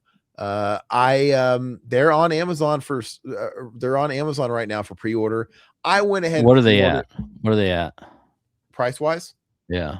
I went ahead and got one, secured one just in case, and they're not Salem's Lot, and it'll probably go down less. But $44.73. Okay, I see it now. Yeah, it's cheaper than $44.73. I'll wait till it hits $29.99. But it's always interesting to see if you can catch it lower, like during the pre-orders. But we'll see. But you might not be able to get an LE, but you might not care. You might have to wait for a standard. Yeah. You just never know like what's going to sell out and what is. You don't. That's why I was happy when dude the Mouth of Madness and then the Miss 45 went the TMNT fucking set is now $49.99 on Amazon. Yeah. Like god dang, dude. It's just like I bought my standard release from Diabolic. I mean, they make it real hard to keep supporting the little guys, and they strategically don't put this shit on Amazon right away. It like always goes to the boutiques first because they want to get your money. Because it's like, but if you can just wait, it's just you never know if it's going to be that hot of an item. You really don't. So you don't want to risk it. But if you can, it's like, god dang it, you know it's going to be cheaper on Amazon if you want to wait for the pre-orders to go up there. And if they don't sell out there, they're going to go cheaper, dude. That happened also too with the Coffin Joe set. Remember that? Coffin Joe, you had the which I think that is now gone. The Coffin Joe set's now you can't find probably. You had what was the Arnold? The Conan. Yeah, that went out pretty quick. You just never fucking can. I would have thought the fucking TMNT, but you also don't know if they also produce a lot. Ton of that shit, I'm sure. Yeah, maybe it's like for certain releases they press a ton. But yeah, I overspent on the fucking TMNT. Mix that with the fucking Arrow debacle I went through. God, like pulling teeth. By the way, I returned the busted one, dude. To Arrow? And I had to pull teeth to get them to reimburse my shipping. And then when I did that, and it finally made it back to them, and they said I got a refund, but they didn't refund me the original shipping cost. And I had to go back to their customer service, pulling teeth, like, hey guys, can you guys refund me the original shipping cost I paid for your broken piece of shit you sent me? And they eventually do, but they make it fucking hard, dude. The worst. That's brutal. They make you ask for everything and fucking hit up their fucking shit. Do you ship it back to the States or you guys ship it back to UK? No, there's a place in the States. You don't go back to UK. Yeah. Okay. No, you can just send a media mail. Okay. It's not a big deal, but I had to ask them. The thing is like they make you push. When you tell them you sent me a broken piece of shit that wasn't packed well, they want it. Like, they want pictures. And then they're like, okay, mail it back. Security card. And then they're like, okay, ship it back to us. And they make you ask, okay, can you fucking pay for the shipping? And they'll be like, okay, well, send us the receipt. We'll reimburse you. They make you ask. And then I send it back. And they didn't refund me the original shipping cost for the first item. And they make you go and ask. It's like, guys, just fucking stop this. Just refund me for your broken shit, please. Yeah.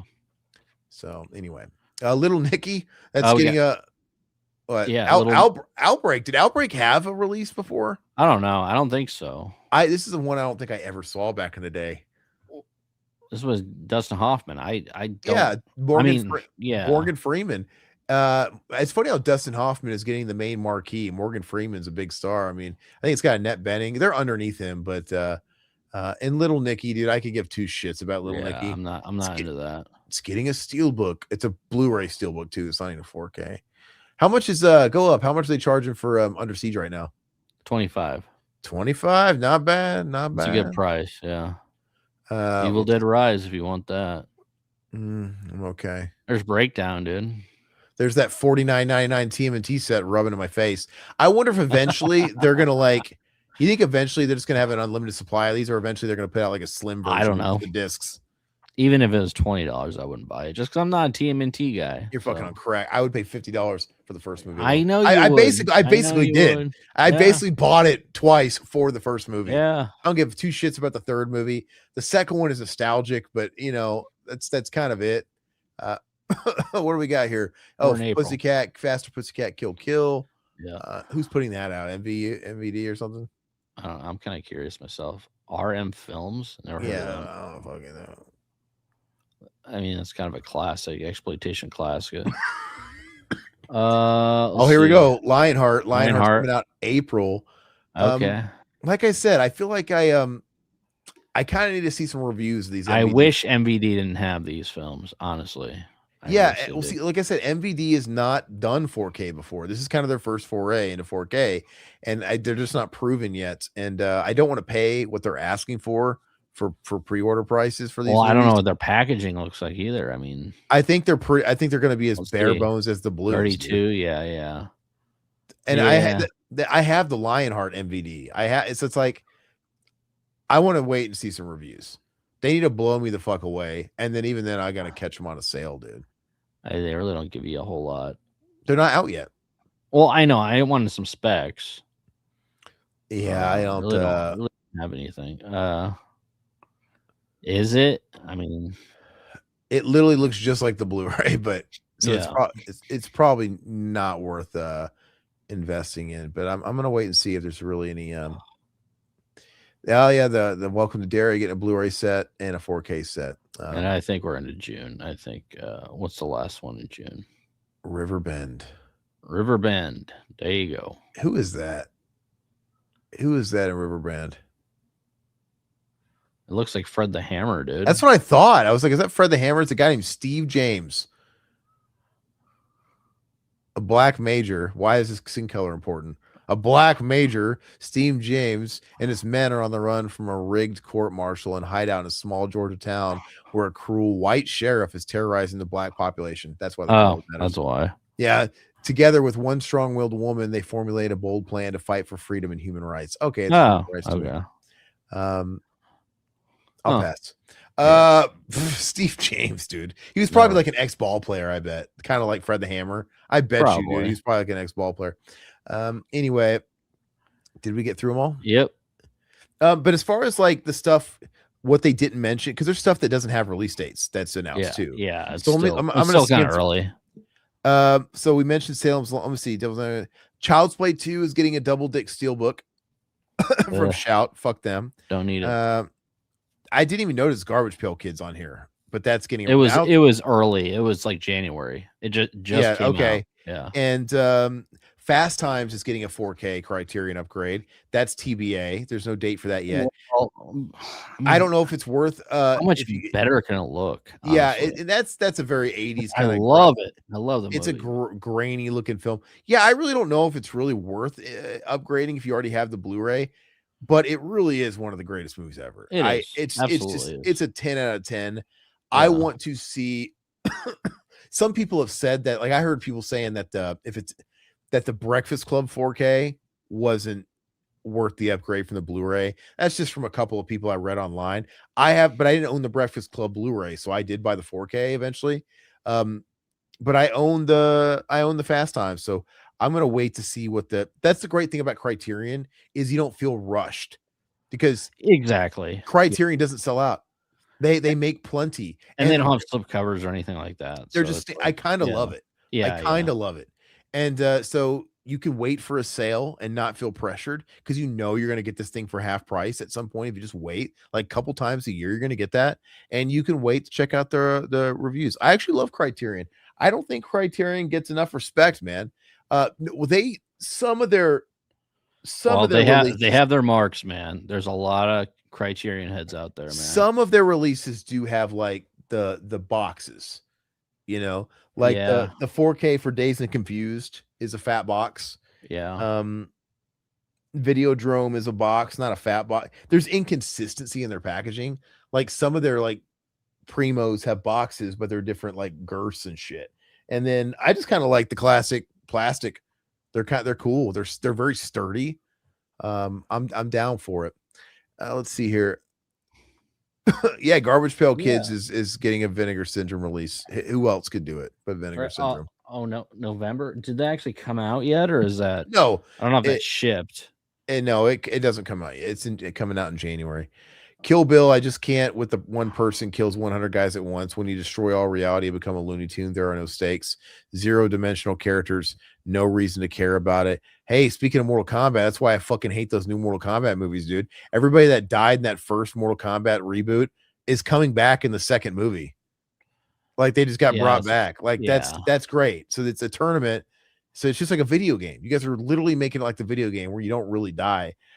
What works in a game doesn't work in a movie. With that said, my number one is the Mortal Kombat 4K. We didn't mention it because there's no date. They just barely announced it last week.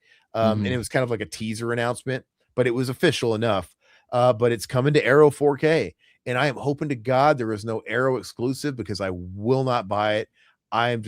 But I will get, if there, please be a, I think it deserves a fat chunky LE. Give me one. I love I hope so too.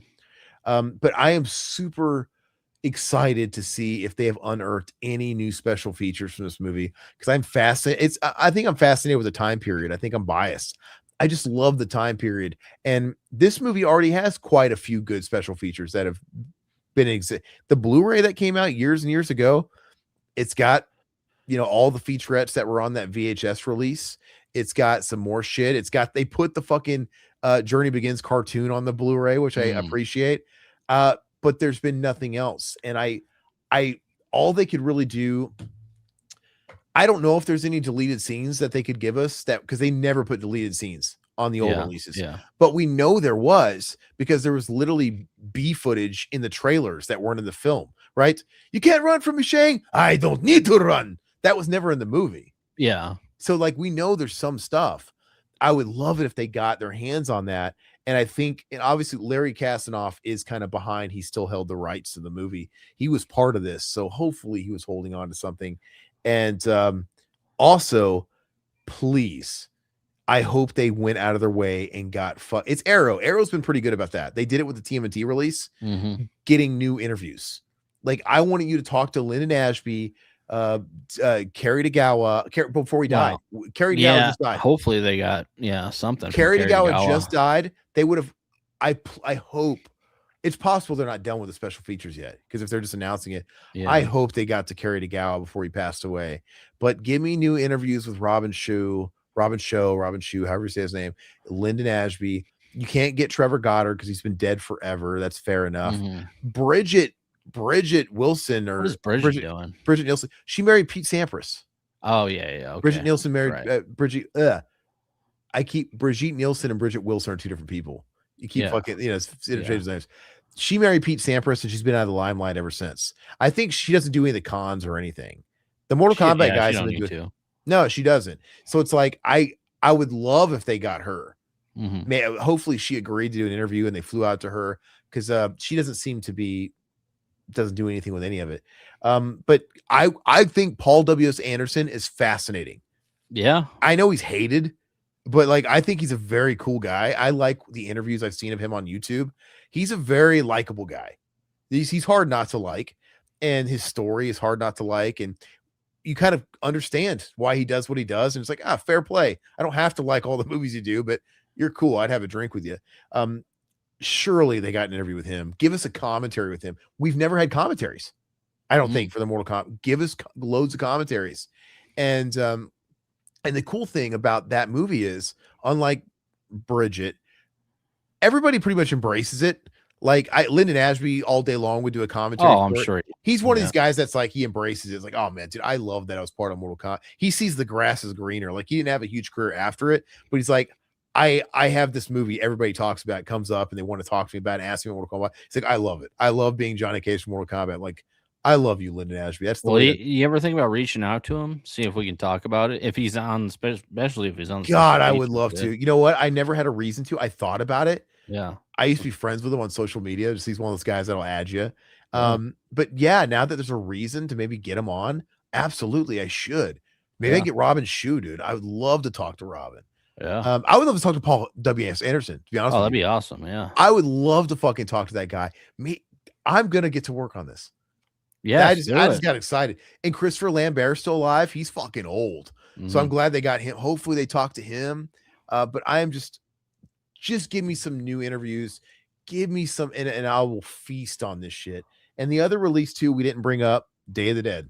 Yep. 4K. That's the big one. The biggest one for me. My number one is still Mortal Kombat, but Day of the Dead's right there too. I think, and like I said, it's not been announced, but I thought we heard a rumbling from somebody we may or may not know that they may have heard from certain sources that I know.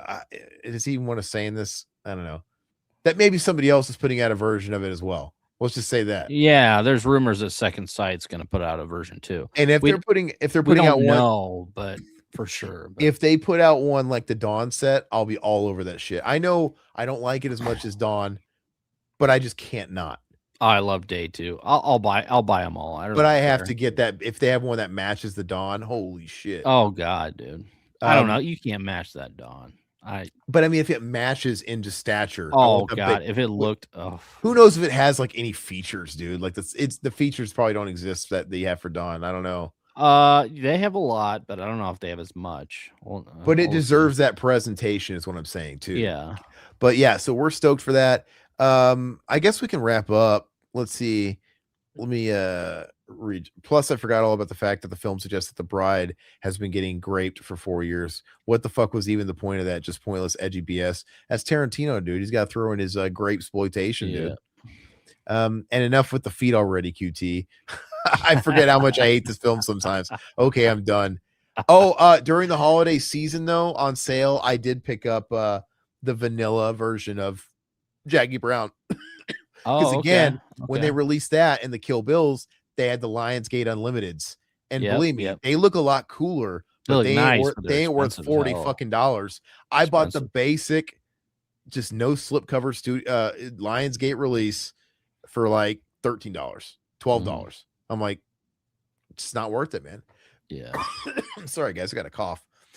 John, Day of the Dead is the most underrated zombie film. It's every bit as good as Dawn. Love it. It's not every bit as good as Dawn. I would argue. We have the same taste, John. So yes. Why don't you taste each other's cocks? Fucking weirdos over here. Get a room. No, I'm just kidding, John. Us and our cannibal films. Hey, perfect. Cannibalism. Perfect topic when you eat each other's asses out. Oh, there you go. I'm just kidding. John, we love you. No, we've talked about this Dawn versus Day, pretty much our entire friendship and all over this podcast. It always comes off like I hate it. I don't. I just think I don't think it's anywhere near Dawn, personally. Dawn is a 10 out of 10. I think it's a lightning in a bottle. And Day of the Dead, by comparison, is like a 7 out of 10. I still think it's a good movie, but it's just Dawn had all this style, dude, and Day was just complete. I respect it for being completely different. Dawn's 10, Day's 9. But Day just takes it to a real look. Dawn had just like a lot of style, a lot of color. I love the like vibrance of the blue zombies and the really red blood. And then, the zombies, quote unquote, look better in Day, but they don't have any character and it's super bleak. And the set of Dawn is amazing. The mall. It's just, you can't beat it. And then we go to that fucking bunker and it's just kind of bleak and depressing. The movie opens up and you think it's going to be cool. It's like, oh, great. Now we're like in a zombie wasteland. You see Dr. Tongue outdoors. Ooh. And then we just go to the bunker and really never leave. It's just kind of like the antithesis of Dawn. And maybe that was the point. I don't fucking know. And it's good. I just think, I don't know. It's just everybody has their own flavor. It just came after Dawn, and that's the only thing that really hurts it. And the characters in Dawn are so much better. Oh no, I agree. I mean, Bub's great, but just Day they're over the top and they're funny, so it's completely different. Dawn is just everything about it just oozes with style. I don't know. I just like it. Day is my jam, says Mutineer. All three Romeros are 10s. Okay. And Day is Day has great gore. I like the campy Dawn gore, dude. I love it. It looks more DIY. I love it. I like the shitty propeller zombie. I like his big fucking obvious, prop head that's getting cut. I love the fucking balloon with the fucking hot dogs and fucking ketchup and mustard in the Mhm. Puerto Rican complex. I just think it's so charming, man. Oh, what's up, dude? We got H Fight Christus Dodd. Are you from Norway or something? I'd get that Cayman Rider thing probably. Hell yeah, man. Where's Cayman Rider? Oh, the Cayman Rider Dyad Legacy. That was like Mask. Is that Mask Rider? Is that like the Japanese equivalent to I Mask don't Rider? know, dude. The Legacy Collection. It's probably something to do with Mask Rider, Oh. which by because that was the Saban days of Power Rangers. They Oh just yeah, they yeah. just they pulled it from Japan. 94 And to 2007. so is this like the source material of Mask Rider and all the B footage they used? Probably just Looks like the like Power it. Rangers said Super Yeah, it Sentai. looks like it. Which, by the way, R.I.P. Mask Rider Dex, he died. Oh, really? Dex from Mask Rider, I think he passed away like a year or so ago. And nobody even picked it up because that show was like on for like 1 year. I think his dad just mentioned it on social media, and there's some people in some forums saying it, like, "Hey, Dex from Mask Rider died." And they're like screenshotting, like, "Oh, that was, really anticlimactic." Not that we were waiting for a big climax for him to die, but Yeah. yeah, that's got to be that. That's cool. Oh, what's up? No, I just like Norwegian metal. Well, hey, I was on the right track though, dude. Hey, I love Scandinavian metal, dude. We can fucking talk all day about that shit, man. Yeah. Welcome home, man. I love it. But I think we're gonna wrap up. Thank you, everybody here that joined us. I know we Yeah, had some new absolutely. faces come in, seeing more new faces every week, in which we love. And hopefully, you guys like you subscribe. Norway, bro. My name is a Satyricon song. Yeah, dude. Fuck yeah. Satyricon's great. Um, Dark Throne's fucking great. Yeah, I like all that shit, man. Oh, by the way, I keep telling Todd we have to Mm. do a commentary for Lords of Chaos. You Oh, see yeah, that'd be great. Yeah, I've seen it. Yeah. did you watch it? Oh, Yeah, I I liked love it. the I like I it. thought the Yeah. fucking Lords of Chaos film was awesome, dude. Yeah. I thought Yeah. it's so funny how it's clowning all that shit, dude. I still think Mhm. Pat needs to come on with us and do that. And Yeah. that's a movie that needs a 4K release. That movie just got a Mhm. blue release, and I'm like, you're afraid to like buy the blue because it's like we're deep into fucking 4K. Yeah. When are they gonna? And they don't release a 4K. Yeah. Same thing happened with that Suspiria remake. That never got Oh, a yeah. 4K Right. release. Well, that's an IFC. Yeah. It never got a 4K release. Mhm. It's so weird. Which, by the way, you got to watch that too. I think it's fantastic. You Yeah. still never saw that, right? I haven't seen it. I haven't watched it yet. No, no. The Suspiria remake, no. I haven't seen Lords of Chaos. I ordered a copy of Until the Light Takes Us. Dude, you got to watch Lords of Chaos. It's Yeah. fucking it's It's not good, man. super accurate. Like they're all just using like American accents and shit, but it's just so much fun. Like I imagine I think Varg fucking hated it. Um other surviving members of Mayhem pretty much lampooned it because it is kind of like clowning on them, which is funny because they were basically like D&D nerd kids just being edgy, and they took it kind of far. But I love all of it, man. Yeah, John, Lords of Chaos is good, even though I don't like black metal. Suspiria remake is awesome. I think Suspiria remake is the greatest remake. Well, I mean, like obviously we know The Thing is kind of a remake, but Suspiria remake they really did their own thing Modern with it. remake, probably. Oh gosh, they did their own. It's a completely different film. Mm. And I always say the original Argento film, the movie's short, punchy. You really don't get a lot of subtext or backstory. And then this movie does the exact opposite. It's like fucking long as shit, and they really dive into the the witches and the coven and all that stuff. It's just yeah, they just got a Blu-ray, dude. It's got Mia Goth in it, dude. You'd like it. I love Mia Goth, yeah. But dude, this movie's been out for 8 years now. I don't know if it's ever getting a 4K. Why is nobody not putting this shit out? I don't know. Oh wait, it's got an import though. Imprint put this out in Oh. 2018, yeah. So yeah, and nobody is like taking that transfer and ran with it elsewhere. Blows No. me away. The original Suspiria is beautiful, badass, a trip with the crowd. I think the original Suspiria is it's in my top 10 of all time. I absolutely love this movie. It's And just the Synapse release is amazing. I mean, the video quality. it is my favorite looking movie ever. I think it's the most beautiful shot movie. It's gorgeous. And like I said, they're two sides of a coin where they both offer something completely different. Like I said, this one is totally surreal. They don't tell you enough of anything. You're just kind of along for the ride. You are sort of kind of in the dark just as much as our lead character. And the movie's only like what, 85, 90 minutes. It's not very long. No. It's really short. And the other one, they just break that shit open, and it's like fucking 2.5 hours, 3 hours long. It's so nuts, but it's a totally different vibe. It looks different. It's shot different. The Tom York soundtrack is really cool. Yeah, it would be a first day buy for me if they put it on 4K. I might have to bend and see if the Blu-ray is still in print, because 8 years, man, I might as well just fucking buy it at this point. Yeah, who knows what'll come out.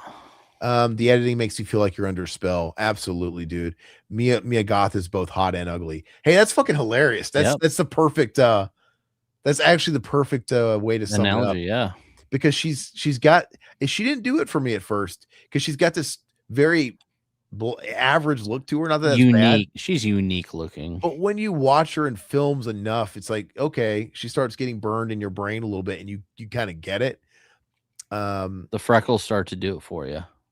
The only problem with Day of the Dead is the morality is a little too black and white. It would have been nice if Rhodes and his men had a little bit more nuance. Like Todd said, they were over the top. Yeah, that's the way he wrote it. Yeah. Yeah. No, I agree, dude.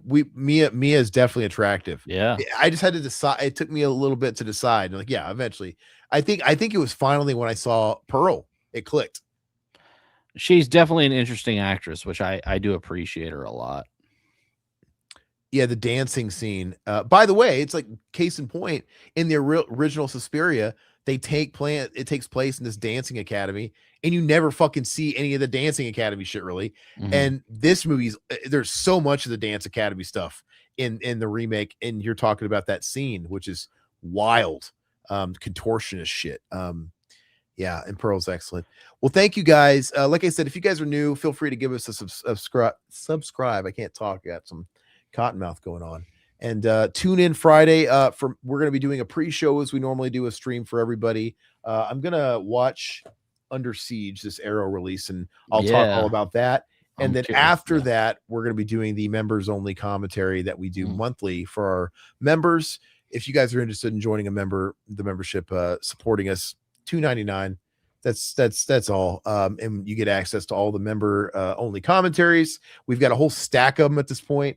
Members only videos. You can do that via the YouTube membership, the join button after you subscribe, or if you prefer Patreon, we're on Patreon as well. Same stuff, same perks, same tiers, all that stuff. Pick your poison. And we never talk about it, but buy some merch. If you guys like what you dig, we got hats, we got shirts, we got hoodies. Check it out. Support us. Support your boys. And we'll see you guys Friday. And I don't know what we're doing. Wednesday. What are we doing? We're doing what movie? Next Friday. Friday, we're doing Death Machine. Death Machine. Brad Dourif. 1994 Death Machine. Yeah. And we haven't discussed what we're doing Wednesday yet, but no. Follow us and you'll be in the know. All right, guys. Thank you so much. Have a great weekend. No, fucking. I'm tired, dude. Wednesday. No, you're good. We'll see you Friday. Big thanks to the Revival House family. Your loyalty fuels our obsession with horror and lets us uncover the darkest, most twisted gems just for you. If you're not a member yet, consider joining the cult today. You'll get early access to videos, exclusive content, and behind-the-scenes scares you won't find anywhere else. Until next time, this is Revival House, your home for horror. And remember, we'll leave the house lights off for you.